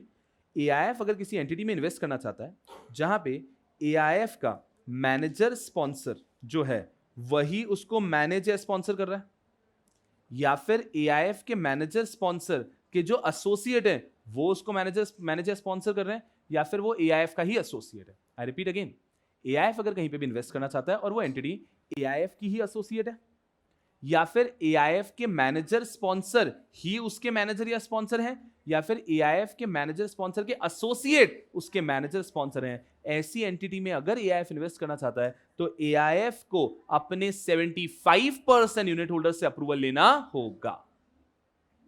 इसके बाद में लास्ट पॉइंट, एआईएफ का जो अपना अनइन्वेस्टेड पोर्शन है वो एआईएफ इन्वेस्ट कर सकता है in liquid mutual fund, in bank deposit और other liquid assets like treasury bills, commercial paper, certificate of deposits. आप कहीं पे भी इन्वेस्ट कर सकते हो, विद हायर क्वालिटी वाले होने चाहिए.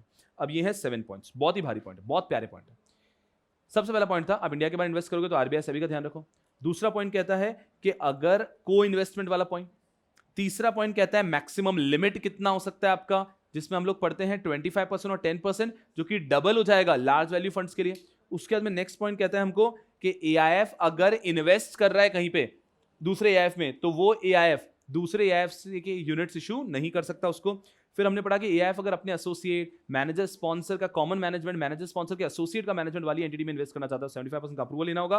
और एआईएफ अपना अनइन्वेस्टेड पोर्शन जो है वो liquid mutual fund, bank deposit या फिर कोई भी liquid asset with higher quality में इन्वेस्ट कर सकता है, like CP, like treasury bills, like commercial certificate deposit. Easy peasy. Are we good here.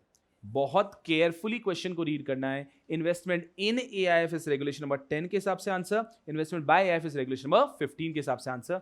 इसी की हेडिंग है जनरल इन्वेस्टमेंट कंडीशन बी. अगर यहां से हम लोग देखते हैं, इसके बाद में आता है ओवरसीज को छोड़ के कंडीशन. सब खत्म हो गया, ओवरसीज ही देखना पड़ेगा. चलो अब एक टॉपिक है बहुत भारी, इसको पढ़ने में do not invest more than 10 minutes. प्रेम से याद हो जाएगा. इसको हमने ऐसे भी क्लास में बहुत समय देके पढ़ा था. एआईएफ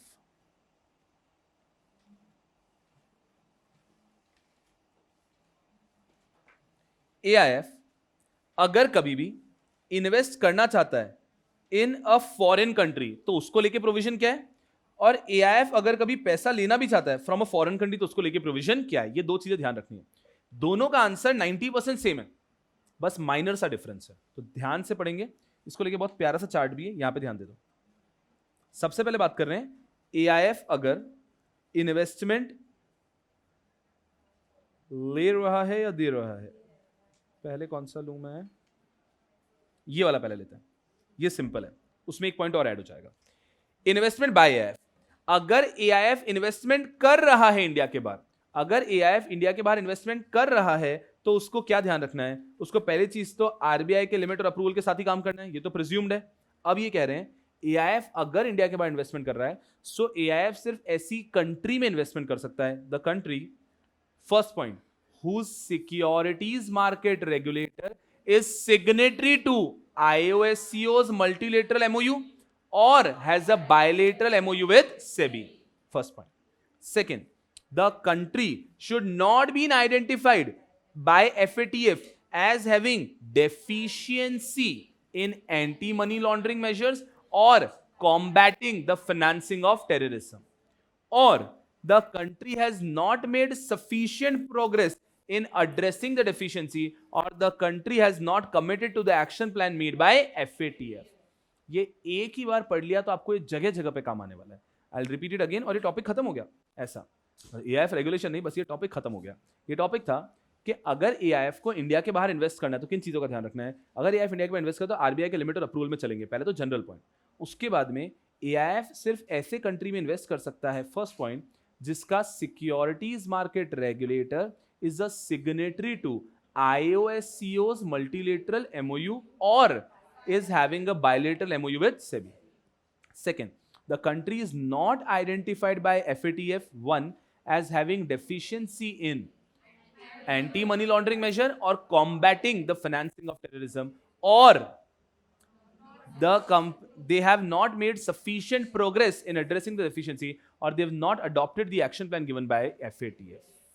प्यारा कॉपी पेस्ट प्रोविजन आते हैं अगर एआईएफ इंडिया के बाहर से पैसा ले भी रहा है तो if AIF is taking money from outside India, if AIF is taking money from outside India, तब भी सेम पॉइंट आएंगे जिनका ध्यान रखना है कि the regulator should be a signatory to multilateral MOU, IOSCO, bilateral MOU, company having deficiency, सब कुछ सेम। साथ में हम देख लेते हैं दैट जो इन्वेस्टर है, जिस इन्वेस्टर से पैसा ले रहे हैं, that investor, additional point, that investor और उसका कंट्रोल या underlying investment, underlying at least 25% is not from the sanction list of United nation security council. तो ये कहते हैं कि नॉर्मल पॉइंट तो आ गया कि देश कैसा होना चाहिए, फिर जो इन्वेस्टर है वो यूनाइटेड नेशन सिक्योरिटी काउंसिल के सैंक्शन लिस्ट में इंक्लूड नहीं होना चाहिए वो इन्वेस्टर, या फिर वो इन्वेस्टी अगर कंपनी है तो उसका कंट्रोल या उसका अंडरलाइंग इन्वेस्टर जो है वो यूनाइटेड नेशन सिक्योरिटी काउंसिल के सैंक्शन लिस्ट में होने नहीं चाहिए। तो अगर आप इन्वेस्टमेंट ले रहे हो तो आपको कंट्री वाले पॉइंट तो कॉपी बेस्ट, साथ में इन्वेस्टर भी एलिजिबल होना चाहिए यूनाइटेड नेशन सिक्योरिटी काउंसिल के सैंक्शन लिस्ट में, उनका नाम होना नहीं चाहिए। Easy peasy over. बहुत सुंदरता से हम लोग ये सब कवर कर चुके हैं, कोर प्रोविजन सारे के सारे। फूफ। इसके बाद में अब अगर देखते हैं तो अब सारे आसान आसान चीजें बचती है, सिर्फ दो चीजें और देखनी है। ये दो चीजें देख ली तो उसके बाद में सब कुछ ईजी है, मतलब उसके बाद में तो आपको चैप्टर को 10 मिनट देना चाहिए बस, लेकिन ये दो चीजों को भी इज्जत देनी है। ये है हमारे angel fund and special situation fund. आते हैं एंजल फंड पे। एंजल फंड एक प्रकार का वेंचर कैपिटल फंड है जो कि एक प्रकार का कैटेगरी 1 EIF है। सही बोल रहा हूं क्या मैं? एंजल फंड एक प्रकार का वेंचर कैपिटल फंड है जो एक प्रकार का कैटेगरी 1 EIF है, ठीक है।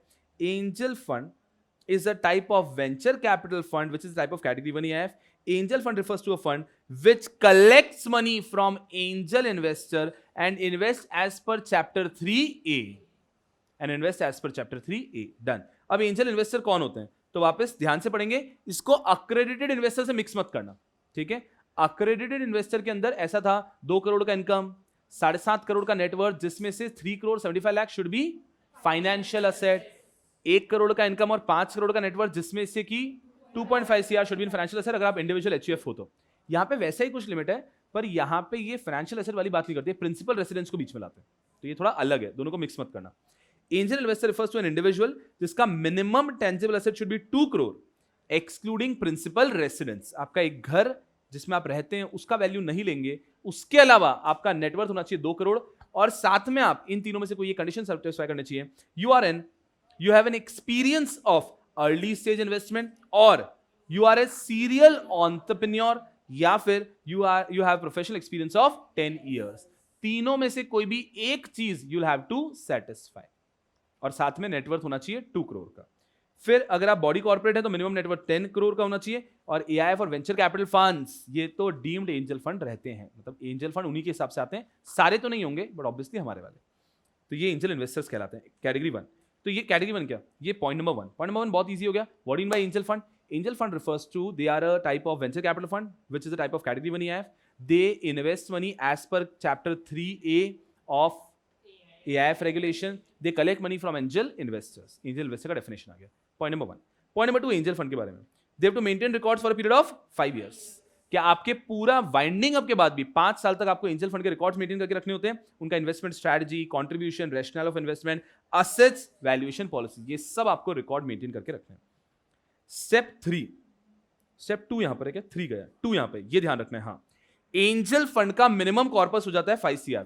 इसको मैंने कंपेयर करने के लिए नॉर्मल भी लिखा है ताकि उसका एक रिवीजन हो जाए। नॉर्मली AIF में मिनिमम कॉर्पस इज 20 CR, यहां पर minimum corpus is 5 CR। Normal AIF में मिनिमम इन्वेस्टमेंट इज 1 CR, यहां पे मिनिमम इन्वेस्टमेंट इज 25 lakhs। उसके बाद में नॉर्मल AIF के अंदर मिनिमम मैक्सिमम इन्वेस्टर इज 1000 और यहां पर मैक्सिमम इन्वेस्टर इज 200। फिर कंपैरिजन हो रहा है मिनिमम आपका जो कंटिन्यूइंग इंटरेस्ट का नॉर्मली हम लोग पढ़ते हैं 2.5% और 5 CR whichever is lower for category 1 and 2, तो यही पढ़ते हैं। यहां पर लेकर आ जाते हैं ये 2.5% और 50 lakhs, क्योंकि टोटल कॉर्पस भी तो छोटा है ना, तो 2.5% और 50 lakhs whichever is lower। इस लिमिट को देख लो एक सेकंड के लिए।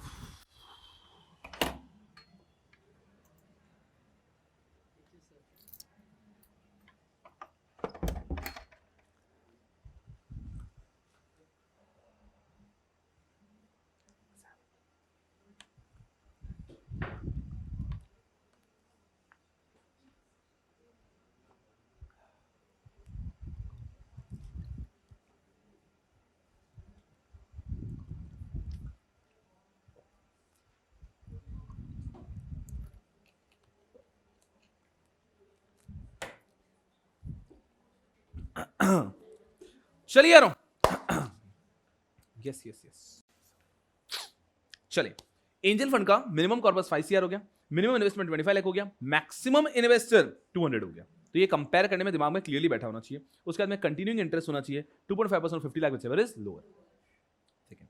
उसके बाद में थर्ड हो चुका है, फोर्थ पॉइंट इन्वेस्टमेंट, फोर्थ और फिफ्थ डिफिकल्ट है। तो जब भी एंजल फंड पढ़ो पहले 1 2 3 पढ़ लो। 1 2 3 बहुत ईजी है। तो 1 बात करता है एंजल फंड होता क्या है, 2 बात करता है उसकी बेसिक लिमिट्स के बारे में, 3 बात कर लेता है उसके records keeping, fourth and fifth are difficult, उसको समय देके अच्छे से पढ़ेंगे हमेशा। फोर्थ आता है investment by Angel fund. Investment by Angel fund, ये कभी भी अगर आप इन्वेस्टमेंट करें तो इन चीजों का ध्यान रखना है।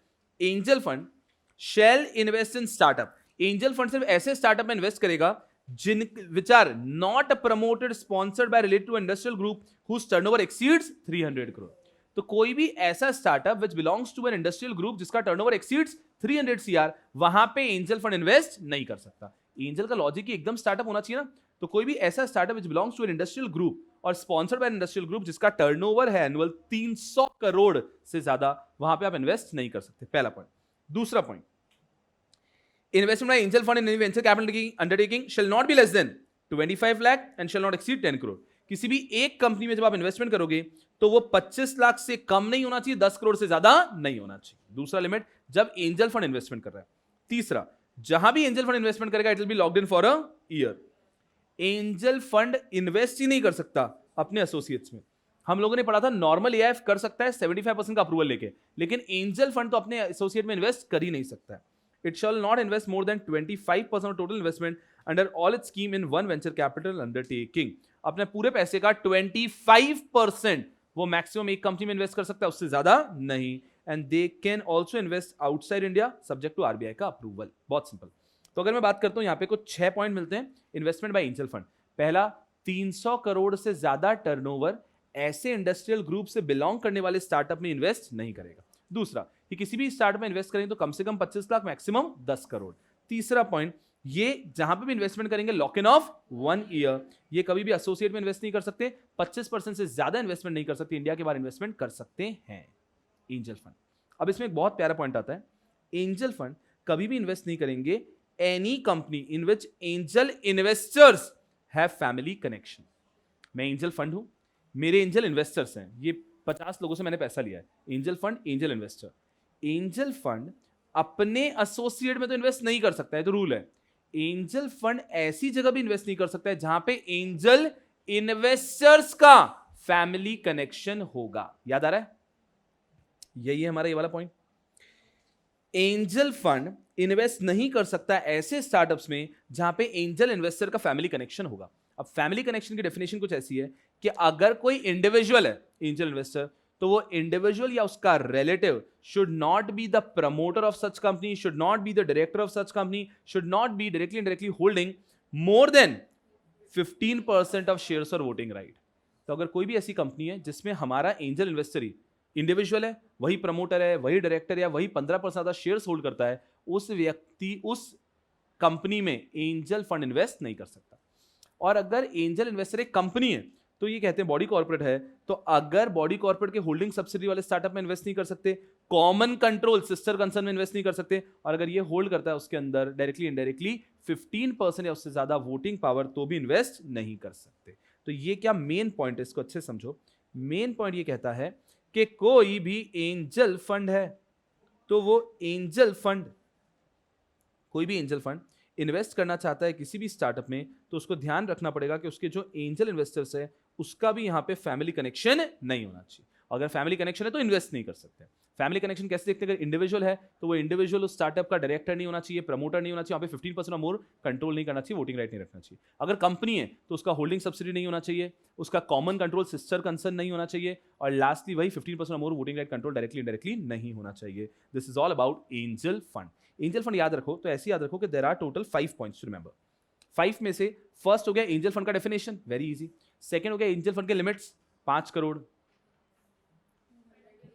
200, 1 करोड़ का कितना हो गया था 25 लाख, 5 करोड़ 25 लाख 200, एकदम इजी। फिर 2.5% और 50 lakh, which ever is lower. तो पहले ये लिमिट्स परफेक्ट है, 1 2 3 हो गया। उसके बाद में फोर्थ में आता है कि इन्वेस्टमेंट का लिमिट, एसोसिएट में नहीं कर सकता है, 25 लाख से 1 करोड़ के बीच में ही करेगा, इंडिया के बाहर कर सकता है आरबीआई का ध्यान रखते हुए, 300 करोड़ के ज्यादा वहां पे नहीं कर सकते। ये सब लिमिट्स हो गए इन्वेस्टमेंट। और लास्ट में फैमिली कनेक्शन वाली, जो एंजल इन्वेस्टर का फैमिली कनेक्शन वहां पे इन्वेस्टमेंट नहीं कर सकता। हा। फिर आता है ऐसा ही एक तूफान सा special situation fund. Chapter 3A है तो ये चैप्टर 3B होगा, बाद में आया है। तो special situation fund is also type of category 1। Category 1 का ही टाइप है स्पेशल सिचुएशन फंड। इसका डेफिनेशन बहुत ही प्यारा है, उसको हमने क्लास में बहुत लंबा समय देके समझा था। आपको दिमाग में ध्यान रखना है कि इसको बनाया गया है ताकि स्पेशल सिचुएशन फंड कल को बन पाए रेजोल्यूशन एप्लीकेंट बन पाए, ये इंटेंट से इसको बनाया गया था। स्पेशल सिचुएशन फंड इन्वेस्ट करता है in special situation asset, close. Special situation fund refers to a fund which invests into special situation assets।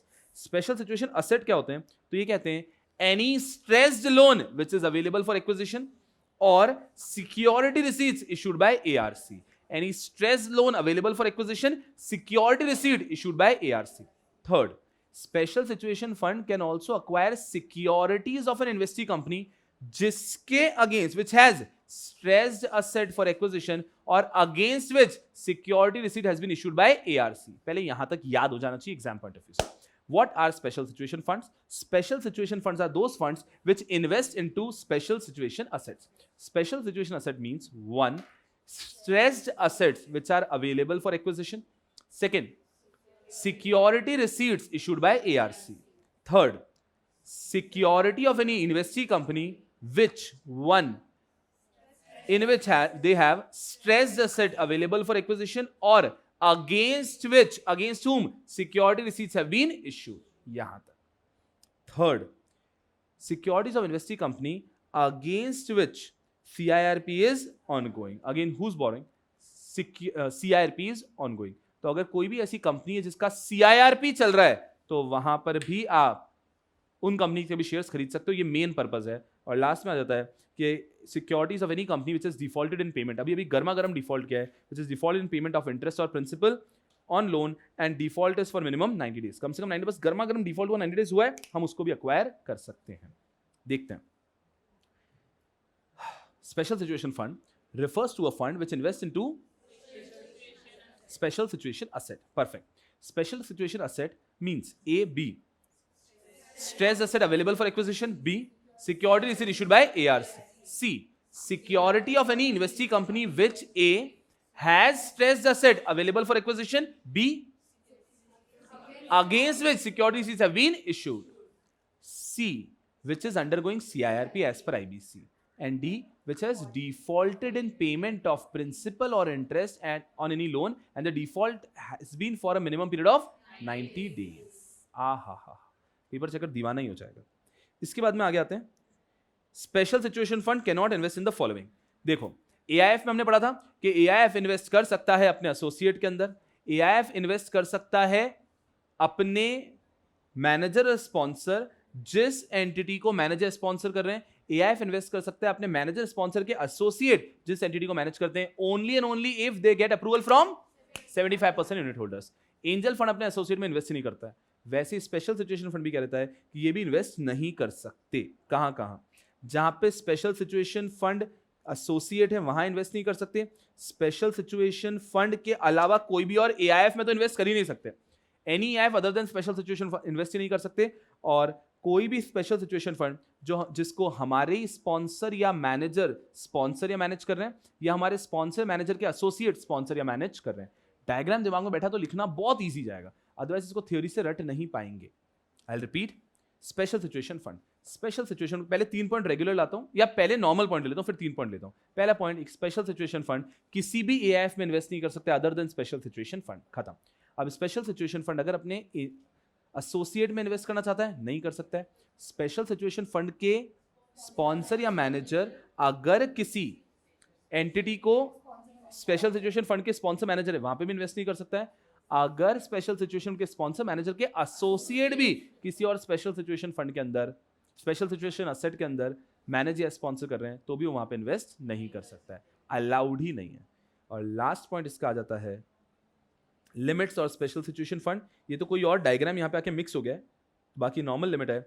Minimum corpus is of 100 CR and minimum investment is of 10 CR। पहले इतना सा, minimum corpus 100 crore का होगा, minimum investment 10 crore का होगा। तो corpus इसका 20 करोड़ से 100 करोड़ कर दिया है और मिनिमम इन्वेस्टमेंट को 1 करोड़ से 10 करोड़ कर दिया है। फिर उसके स्पेशल केस आते हैं 5 crore and 25 lakh. 5 crore is for accredited investor and 25 lakh is for employee of special situation fund, special situation fund,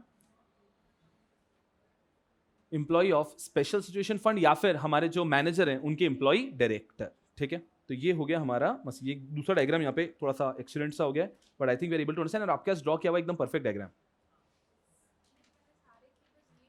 बस तो चोर वही होता है जो पकड़ा जाता है। ठीक है, ये क्या बात हुई? चलो यहां पर आते हैं हम लोग, एकदम सिंपल, स्पेशल सिचुएशन फंड यहां पे खत्म हो गया। जिसको घर जाना है वो चले जाओ, ऐसा आप जा नहीं सकते हो, है ना। मैं बस बता रहा हूं आपको, ये आपका मेन कंटेंट यहां पे खत्म हो जाता है। इसके बाद में जो बचता है वो है एंसिलरी कंटेंट। इसके बाद में बचता है आपके अदर प्रोविजंस, ये रेगुलेशन, अदर कंसेप्ट, कुछ है ही नहीं इसके अंदर। अगर मैं फटाफट से भी देखता हूं, सबसे लाते हैं अदर प्रोविजन पे, compliance test report, compliance test report, compliance test report, compliance test report, compliance test report, compliance test report, compliance। ओ बाबा कहां गया compliance test report? मैं आगे चला गया ना, अब आएगा होय रब्बा 14 पे है क्या?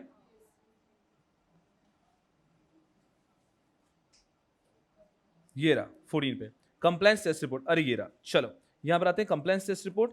ओ इसी का डायग्राम उधर घुस गया है, हाँ ये एक्सीडेंट इसी का हुआ है। वही मैं सोचूं एक्सीडेंट किसका होता है, कंप्लायंस टेस्ट रिपोर्ट का एक्सीडेंट हुआ है। चलो आराम से कंप्लायंस, सुनो ना यार, you actually cut it up, it's है ना, थैंक यू सो मच। या यस यार, compliance test report, compliance test report एकदम सिंपल तरीके से क्या कहता है कि हर एक मैनेजर की जिम्मेदारी है, जिम्मेदारी मैनेजर की है। स्टेप 1 कि वो एक थोड़ा सा ध्यान देना तो आपको समझेगा, डायग्राम पर्पल वाला है, थैंकफुली अलग कलर यूज हुआ था। ठीक है, जो हमारा मैनेजर है उस मैनेजर को कंप्लायंस टेस्ट रिपोर्ट, ये शिमला क्या है ये, कोई बात नहीं, कोई बात ध्यान देता हूं मैं। ठीक है, कंप्लायंस टेस्ट रिपोर्ट, जो मैनेजर है हमारा, उस मैनेजर को कंप्लायंस टेस्ट रिपोर्ट बनाना है दैट हमारे एआईएफ ने पूरा कंप्लायंसेस प्रॉपर्ली किया था अराउंड द ईयर। ये बना के उनको देना है टू स्पॉन्सर एंड ट्रस्टी, सभी को नहीं, कि हे स्पॉन्सर एंड ट्रस्टी, क्योंकि स्पॉन्सर एंड ट्रस्टी ने अपॉइंट किया था ना मैनेजर को कि हे स्पॉन्सर ट्रस्टी मैंने साल भर पूरा कंप्लायंसेस किया है, within 30 days from financial year and, जैसे ईयर एंड होगा उसको 30 डेज में कंप्लायंस टेस्ट रिपोर्ट। अब हमारे जो ट्रस्टी और स्पॉन्सर ये उसको चेक करते हैं कि इसमें कुछ प्रॉब्लम तो नहीं है, और वो रिप्लाई करते हैं और बताते हैं कि कोई ऑब्जर्वेशन कमेंट से within 30 days to manager कि कंप्लायंस टेस्ट रिपोर्ट में ये इश्यू है या नहीं है। फिर मैनेजर उस पर रिस्पॉन्ड करता है within next 15 days to sponsor और ट्रस्टी, बस खत्म हो गया। तो every manager of AIF every year end पे has to make a compliance test report, and उस कंप्लायंस टेस्ट रिपोर्ट को within 30 days compliance test report को क्या करना है, बना के और देना है स्पॉन्सर मैनेजर को, स्पॉन्सर और ट्रस्टी को। स्पॉन्सर ट्रस्टी अगले 30 डेज में उसके अंदर कोई भी ऑब्जर्वेशन देना चाहते हो देते हैं, और मैनेजर को अपना जवाब देना है कि ये ऑब्जर्वेशन में क्या है, गलतियां नहीं हुई है 15 डेज के अंदर। अब यहां पर अगर ट्रस्टी को या स्पॉन्सर को कोई भी नॉन कंप्लायंस मिलता है तो वो रिपोर्ट करते हैं सेबी को। एकदम सिंपल कंप्लायंस टेस्ट रिपोर्ट, बहुत ज्यादा आसान। अब ये सारे टॉपिक ऐसे ही हैं। उसके बाद में नेक्स्ट टॉपिक आता है operational prudential and reporting norms. अब बहुत ईजी है, ये कुछ operational prudential and reporting norms है, इसको हमने याद रखने के लिए कर लिया था। सबसे पहला हो रहा है कि जो कैटेगरी 3 एआईएफ है, जो हमारे कैटेगरी 3 एआईएफ हैं, उनको बनाना है comprehensive risk management policy, because इनके यहाँ पे रिस्क बहुत होता है। तो category 3 AIF which have undertaken leverage only them, category 3 AIF who have undertaken leverage only them, they have to make a comprehensive risk management framework to support risk management functions and compliance management functions, एकदम supportive चाहिए. तो they need to have a comprehensive risk management policy. Category 3 AIF who undertaken leverage. Next, every AIF has to make reporting to SEBI, but जो category 3 AIF हैं, they have to do monthly reporting, और जो category 1 and 2 है, they have to do quarterly reporting to SEBI. Next, category 3 AIF which are open-ended, they need to have a liquidity management policy also. ऊपर पढ़ा था category 3 AIF who have undertaken leverage, they need to have a comprehensive risk management policy, and category 3F which are open ended, they need to have a liquidity policy, because ये open ended है तो liquidity चाहिए. Next, category 3F which have undertaken leverage, again they have to give their exposure of leverage and they have to ensure their exposure is within the limit 2:1. ये exposure कैसे calculate करेंगे? आपका पूरा exposure long term short term, जो आपके longs and shorts buy sell जैसा भी आपका exposure है, वो उस exposure को after offsetting आप डिवाइड करोगे बाय और एनएवी, ये 2:1 से ज्यादा होना नहीं चाहिए. तो आपको ध्यान रखना है, आपका जो टोटल एनएवी है उसका मैक्सिमम ट्वाइस आप एक्सपोजर रख सकते हो आफ्टर ऑफसेटिंग. इसमें लॉन्ग शॉर्ट सब आ गए. Long short does not only mean long term short term, उसका अपना एक स्टॉक एक्सचेंज मीनिंग होता है. लॉन्ग्स बाय, शॉर्ट सेल, वैसा वाला. तो आपके किसी भी प्रकार का वैसा ट्रांजैक्शन है आफ्टर ऑफसेटिंग, जो लेवरेज है टोटल, वो एनएवी के ट्वाइस से ज्यादा होना नहीं चाहिए. ये 4 हो गए operational, prudential and reporting norms. तो category 3 which have undertaken leverage, they need to have a risk management policy. Category 3 जो open ended है, they need to have a liquidity policy. Category 1 AIF 2 3 AIF they have to report to SEBI monthly basis पे करना है. Category 3 को 1 और 2 को करना है क्वार्टरली बेसिस पे. और जो हमारे कैटेगरी 3 जिन्होंने लेवरेज अंडर किया, उनको लेवरेज इंश्योर करना है लिमिट के अंदर रहे. जरूरत से आसान. इसके बाद में ये लोग लेकर आते हैं एंड के अंदर process and documentation required for listing, कि अगर किसी भी एआईएफ को लिस्टिंग करना है तो उसका क्या प्रोसेस एंड डॉक्यूमेंटेशन रहेगा. ये बता रहे थे एकदम सिंपल. अब यार स्टॉक एक्सचेंज का अप्रूवल ले लो, सेबी का अप्रूवल ले लो, स्टॉक एक्सचेंज का फाइनल अप्रूवल ले लो, लिस्टिंग हो जाएगा. वाह जी वाह. फिर जब भी अगर आप लिस्टिंग के लिए एप्लीकेशन दे रहे हैं तो आपको क्या क्या डॉक्यूमेंट्स देने हैं इन प्रिंसिपल अप्रूवल के दौरान, और बाद में आते हैं कौन कौन से डॉक्यूमेंट्स देने आपको लिस्टिंग के दौरान फाइनली. तो आपको पोस्ट अलॉटमेंट ऑफ यूनिट्स कौन से डॉक्यूमेंट देने हैं फाइनल लिस्टिंग के टाइम पे, और पहले कौन से देने हैं. तो ऐसे समझ लो कि जब हम ये इन प्रिंसिपल अप्रूवल लेने जा रहे हैं तब ये डॉक्यूमेंट्स देने ए वाले, और जब हम फाइनली अप्रूवल के लिए जा रहे हैं तब आपको ये बी वाले डॉक्यूमेंट्स देने हैं. कोई भी फेवरेट 4-5 डॉक्यूमेंट आपने याद ही काम हो जाता है. जैसे कि सबसे पहले जब इन प्रिंसिपल अप्रूवल के लिए जा रहे हैं तब आप ड्राफ्ट प्लेसमेंट मेमोरेंडम लेके जाओ, इन्वेस्टमेंट मैनेजमेंट अग्रीमेंट जिससे कि आपने मैनेजर को अपॉइंट किया था वो लेके जाओ, सर्टिफिकेट ऑफ रजिस्ट्रेशन तो लेके ही जाओ, custodian agreement, RNT agreement, trust deed, और आपका जो कंप्लायंस ऑफिसर है, सीईओ है, उसके साथ जो अंडरटेकिंग है वो पूरा कंप्लायंस करने वाला है सेबी रेगुलेशन के साथ, ये लेके जाओ.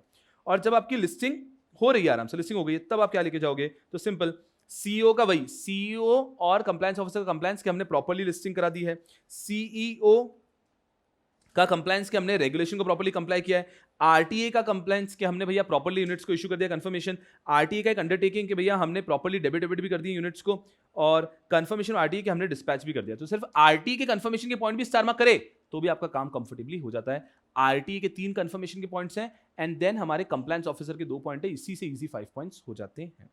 इसके बाद में एक फुद्दू सा पॉइंट लेकर आते हैं ये कि अगर कभी भी कुछ क्लैरिफिकेशन आए एआईएफ के, वो क्लैरिफिकेशन क्या आए हैं. तो जो क्लैरिफिकेशन आए हैं ये बताते हैं कि नॉर्मली सेबी हैज प्रिस्क्राइब्ड कि कैटेगरी 3 एआईएफ को रिपोर्टिंग करनी है कस्टोडियन को लेवरेज की डेली बेसिस पे पिछले दिन का लेवरेज बताना है. तो आज हमारा लेवरेज का लिमिट क्या था, ये नेक्स्ट डे एंड तक हमको रिपोर्ट करना है to the custodian. Custodian SEBI का जासूस होता है, कस्टोडियन हर बात सेबी को बताता है बाद में इवेंचुअली हर केस में. तो जो भी एआईएफ है उसको डेली लेवरेज का लिमिट नेक्स्ट डे के एंड तक कस्टोडियन को इन्फॉर्म करना है. ये एक पॉइंट सीखा. फिर हमने सीखा कि कभी भी अगर हमारे प्लेसमेंट मेमोरेंडम में हमने कुछ बड़ा चेंज कर दिया है, if we have done any major change, macro change in the placement memorandum, अगर हमने कभी भी प्लेसमेंट मेमोरेंडम में कुछ बड़ा चेंज कर दिया है जिससे कि इन्वेस्टर का डिसीजन अब हिल सकता है, तो हमें इन्वेस्टर को देना पड़ेगा एग्जिट अपॉर्चुनिटी. अब ये बताते हैं एग्जिट अपॉर्चुनिटी कैसे देंगे. अगर ओपन एंडेड है तो 2 तरीके से आप दे सकते हो. एक तो हो गया by purchasing of units by manager और समवन अरेंज बाय मैनेजर. इससे टोटल कॉर्पस हिलेगा नहीं, मैनेजर ही आपके यूनिट्स खरीद लेगा या मैनेजर किसी को अरेंज करेगा जो आपके यूनिट्स खरीद लेगा, टोटल कॉर्पस सेम रहेगा. और दूसरा, अगर बहुत ज्यादा लोगों को एग्जिट दे रहे हैं, you will sell the underlying asset, अपना इन्वेस्टमेंट बेचोगे and then you will redeem the units. ये 2 तरीके हैं. और अगर क्लोज एंडेड है तो आपके पास एक ही तरीका है, क्योंकि कॉर्पस तो चेंज ही नहीं कर सकते, तो मैनेजर विल बाय और manager will arrange someone who will by your units. अब अगर ओपन एंडेड है और मैनेजर बाय कर रहा है तो आप वैसे भी ओपन एंडेड, तो आपका वैल्यूएशन हो ही रहा है रेगुलर तरीके से। लेकिन अगर आप क्लोज एंडेड हो और अब मैनेजर बाय कर रहा है तो आपको अपॉइंट करना पड़ेगा 2 इंडिपेंडेंट वैल्यूअर्स को, एंड इन दोनों का जो वैल्यूएशन है उसका जो एवरेज है कम से कम इस प्राइस पर आप एग्जिट अपॉर्चुनिटी दोगे। इजी पीजी एकदम। ईव अगर मैं देखूं हम कहां पहुंच चुके हैं साहब, हम लोग यहां पहुंच चुके हैं। तो अब ये सब हो चुका है, अब बचता है ये इजी। चलो सेबी वेंचर कैपिटल इन्वेस्टर की बात करता हूं। SEBI foreign venture capital investor, इसका अपना एक रेगुलेशन 2000 का, इसके अंदर बहुत सारे पॉइंट्स है, बट मेन पॉइंट एक ही आता है कि जो वेंचर कैपिटल इन्वेस्टर है उसकी इन्वेस्टमेंट कंडीशन क्या है। चलिए आते हैं हम लोग SEBI venture capital investor. SEBI venture capital investor, venture capital investor ये रहा। फॉरेन वेंचर कैपिटल इन्वेस्टर, पहले बेसिक चीज कि कोई भी अगर फॉरेन वेंचर कैपिटल इन्वेस्टर बनना चाहता है, intent to invest in company in India, अगर कोई भी फॉरेन वेंचर कैपिटल इन्वेस्टर तो इंडिया के स्टार्टअप में इन्वेस्ट करना चाहता है, उसको सबसे पहले करना पड़ेगा अग्रीमेंट विद डोमेस्टिक कस्टोडियन। उसको डोमेस्टिक कस्टोडियन से अग्रीमेंट करना पड़ेगा, because this is a prerequisite to obtain registration. तो डोमेस्टिक कस्टोडियन के साथ एक अग्रीमेंट करोगे, इस कस्टोडियन की जिम्मेदारी होती है that he will monitor your investment, he will periodically report to SEBI. If SEBI will ask for any information, he will also give this information to SEBI. ये कस्टोडियन की रिस्पॉन्सिबिलिटी है। जैसे ही अग्रीमेंट कर लिया है कस्टोडियन के साथ में, then he will go to SEBI for registration. ये जाता है SEBI के पास में, रजिस्ट्रेशन करवा लेता है, रजिस्ट्रेशन इज डन। इसके बाद में this person will have to maintain books of accounts everything for 8 years. And कहां पे ये मेंटेन रहा है ये भी SEBI को इन्फॉर्म करना है। ये सब बहुत ईजी हो गया। इंटरेस्टिंग पार्ट ये है इन्वेस्टमेंट कंडीशन, कि जो फॉरेन वेंचर कैपिटल इन्वेस्टर है, ये जो फॉरेन वेंचर कैपिटल इन्वेस्टर है, इसको मेक श्योर करना है कि ये एटलीस्ट 66.67% इन्वेस्ट करेगा इन अनलिस्टेड इक्विटी और equity linked instrument of venture capital undertaking और इन्वेस्टी कंपनी। अनलिस्टेड इक्विटी और equity linked instrument of any venture capital undertaking और इन्वेस्टी कंपनी। और रिमेनिंग जो है मैक्सिमम 33.3% वो इन्वेस्ट कर सकता है इन 4 जगह पे। IPO of venture capital undertaking और इन्वेस्टी कंपनी चलेगा। Debt security of a company in which they've already made equity investment, private placement, preferential allotment of listed company subject to lock-in of 1 year, and any SPV specially created for foreign venture capital investor regulation 2000. इसके बाद में कुछ भी नहीं बचता है, कुछ executive के टॉपिक बचते हैं, जैसे कि सबसे पहला रहता है आपका सीड कैपिटल। अजी सीड कैपिटल क्या होता है? जो आपको इनिशियल लेवल पे लगता है। नीचे गया क्या? ये रहा सीड कैपिटल। सीड कैपिटल के कुछ पॉइंट्स बना रखे हमने ताकि आसान हो जाता है। Capital needed to start your business और expand your business, basically to start your business 1 2 generally it comes from founders own money, personal asset और फ्रेंड्स फैमिली और एट टाइम्स इन्वेस्टर। अगर इन्वेस्टर पैसा देगा तो इन्वेस्टर बदले में क्या चाहेगा? इक्विटी। यहां पे जो कॉन्ट्रैक्ट होते हैं बहुत फॉर्मल होते हैं क्या? नहीं, इनफॉर्मल से कॉन्ट्रैक्ट हो जाते हैं। ये रिस्की इन्वेस्टर होता है from investors point of view, and this is covered under angel fund. वापस देखते हैं, बहुत easy. Capital needed to start the business or to expand the business. Generally, it comes from founder's own money or friends, relative या फिर investor. अगर कोई investor आता है तो investor क्या अपेक्षा करता है? Equity की। Generally बहुत ज्यादा यहाँ पे formal agreements होते नहीं है, investor के लिए बहुत risky angle हो जाता है और ये angel fund का एक type है। चलो, seed capital. Seed capital का में एक topic है private equity. Private equity के पहले हमने 5 पॉइंट बनाए। मुझे बताओ, private equity invest करता है listed company, unlisted, तो उसको लिखा ऐसा जाता है, private equity makes investment into those companies which are not publicly traded और they invest into publicly traded company to make them private. ऐसा तो ये पब्लिकली ट्रेडेड कंपनी में इन्वेस्ट ही नहीं करते या फिर इन्वेस्ट करते तो to make them private. They invest in illiquid asset. Normally people invest in liquid, they invest in illiquid asset so that they gain access to the assets and revenue of that particular company. जबरदस्त। They even use debt to finance their acquisition so that उनका return बढ़ जाता है। And यहाँ पे investor generally होते हैं accredited investor, institutional investors who can commit large sum of money for a long period of time. Private equity फटाफट से बहुत सिंपल है। प्राइवेट इक्विटी इन्वेस्ट करता है company which are not publicly traded और publicly traded to make them private. Easy हो गया। उसके बाद में ये इलिक्विड एसेट रिवीजन चल रहा था एकदम तूफान सा और उसी बीच लाइट चली गई, तो फटाफट से हम लोग कंप्लीट करते हैं जो हमारा रिवीजन चल रहा था यार। एआईएफ रेगुलेशन हम लोग सब कुछ पढ़ चुके हैं कि कैटेगरी 1, कैटेगरी 2, कैटेगरी 3, कैटेगरी 1 की चारों सब कैटेगरीज, उसके बाद में सारे important provisions, other ancillary provision, special situation fund, angel fund, सब चीजें दिलो दिमाग में बैठ चुकी है। और हम टुवर्ड्स द एंड थे और हम लोग बात कर रहे थे about private equity. Private equity क्या होता है? ये एक ऐसा कंसेप्ट है जिसके अंदर एक व्यक्ति इन्वेस्ट करता है अनलिस्टेड असेट्स के अंदर ताकि उनका कंट्रोल ले सके और उसके रेवेन्यू का सोर्स ले सके। Generally the person uses debt for this. Debt use करके जब वो एक्विजिशन करता है तो अपने रिटर्न को मल्टीफोल्ड कर पाता है। जनरली यहाँ पे इन्वेस्टर कैसे होते हैं? इंस्टीट्यूशनल इन्वेस्टर्स, बड़े बड़े investor who can commit large some of money for a long period of time. चलो, इसके अंदर 3 टाइप्स होते हैं, that is leverage buyout, venture capital and growth capital. Private equity के 3 टाइप हैं, leverage buyout, venture capital and growth capital. Leverage buyout में हम ऐसी कंपनीज को एक्वायर करते हैं जो कि जनरली मैच्योर है, जिनका अच्छा खासा रेवेन्यू है, using leverage. Leverage buyout, we buy companies using leverage, and generally यहां पे ऐसी कंपनीज एक्वायर की जाती है जो कि मैच्योर है, रेवेन्यू अर्निंग कंपनीज है। फिर आता है हमारा वेंचर कैपिटल।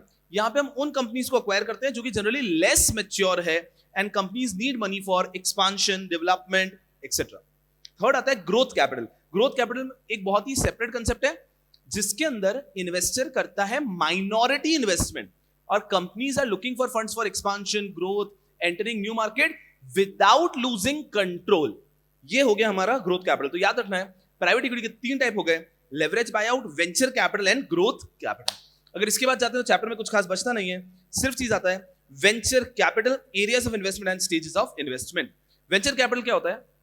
एक ऐसा कैपिटल जो जनरली आप इनिशियल स्टेज पे लगाते हो जहां से आपको मल्टीफोल्ड रिटर्न मिल पाते हैं। तो यहां पर ये ऐसा बताते हैं, venture capital is generally equity investments made by venture capital fund early stage पे प्राइवेटली हेल्ड कंपनीज में जहां पे हाई रेट ऑफ रिटर्न का पोटेंशियल रहता है। इक्विटी इन्वेस्टमेंट प्राइवेट कंपनीज के अंदर जहां से हाई रेट ऑफ रिटर्न हम कमा सकते हैं। अनलाइक बैंक्स जनरली क्या होती है, इंटरेस्ट वगैरह चार्ज करना चाहती है, यहां पे वेंचर कैपिटल फंड इंटरेस्ट वगैरह नहीं चाहते हैं, ये चाहते हैं कैपिटल अप्रिसिएशन। फिर आता है एरियाज ऑफ इन्वेस्टमेंट। इंडिया के अंदर अगर हम बात करें तो वेंचर कैपिटल फंड बहुत पॉपुलरली जाता है सॉफ्टवेयर सेक्टर में, media, health care, pharma sector, agriculture and retail industry. यहां पे सबसे ज्यादा वेंचर कैपिटल फंड आते हैं। और फिर आ जाता है आपका स्टेजेस ऑफ फाइनेंसिंग।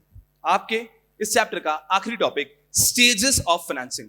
2 स्टेज है फाइनेंसिंग के, पहले तो अर्ली स्टेज और लेटर स्टेज। पहले ये चार्ट याद हो जाना चाहिए, early stage financing, later stage financing.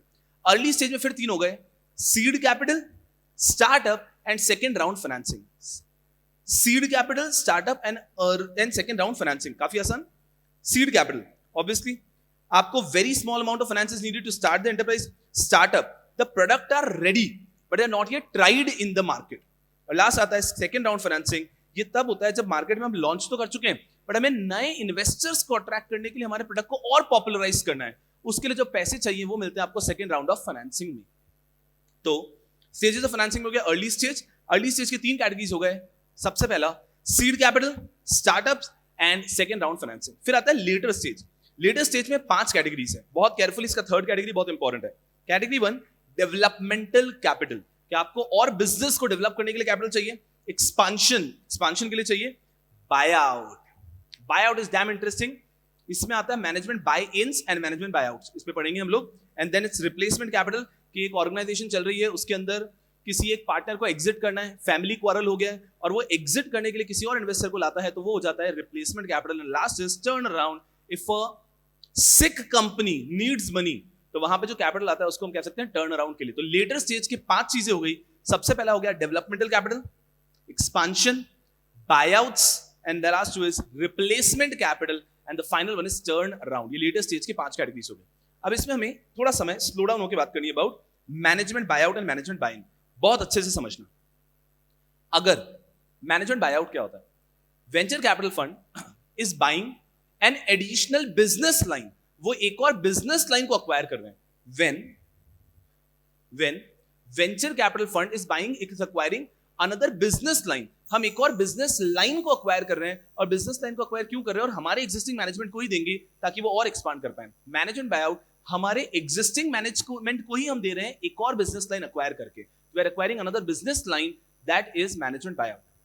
Management buy in क्या होता है, बहुत अच्छे से समझना कि वेंचर कैपिटल फंड है, उनके पास पैसा है, वो एक एग्जिस्टिंग बिजनेस को भी एक्वायर कर सकते हैं, लेकिन फिर वो नए मैनेजमेंट टीम को अक्वायर करके वहां पर रिप्लेस करेंगे मैनेजमेंट बाय इन।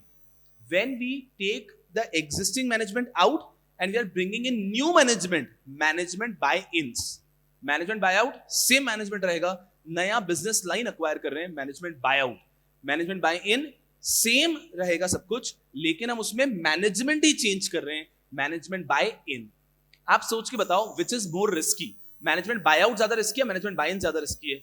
100% मैनेजमेंट बाय इन ज्यादा रिस्की रहेगा, बिकॉज एक नए मैनेजमेंट को हैंडल करना है बिजनेस जो कि हमेशा रिस्की रहने वाला है। और भारत का रूल है, हमारा रूल है, जब तक गाड़ी चल रही है, भले ही कुछ भी चीज दिखे, लेकिन जब तक गाड़ी चल रही है उसको छेड़ने का नहीं। जैसे आप एक भी चीज को चेंज करोगे, भले ही आपने मैनेजमेंट चेंज किया, there is always a risk कि कुछ बिगड़ जाए। तो यहां पर आपका होता है पूरा का पूरा chapter complete. This is a very important chapter and I have tried to record the revision in such a fashion कि इस रिवीजन को भी अगर आपने 2-3 बार देख लिया तो हर एक कंसेप्ट दिमाग में 100% बैठ जाएगा।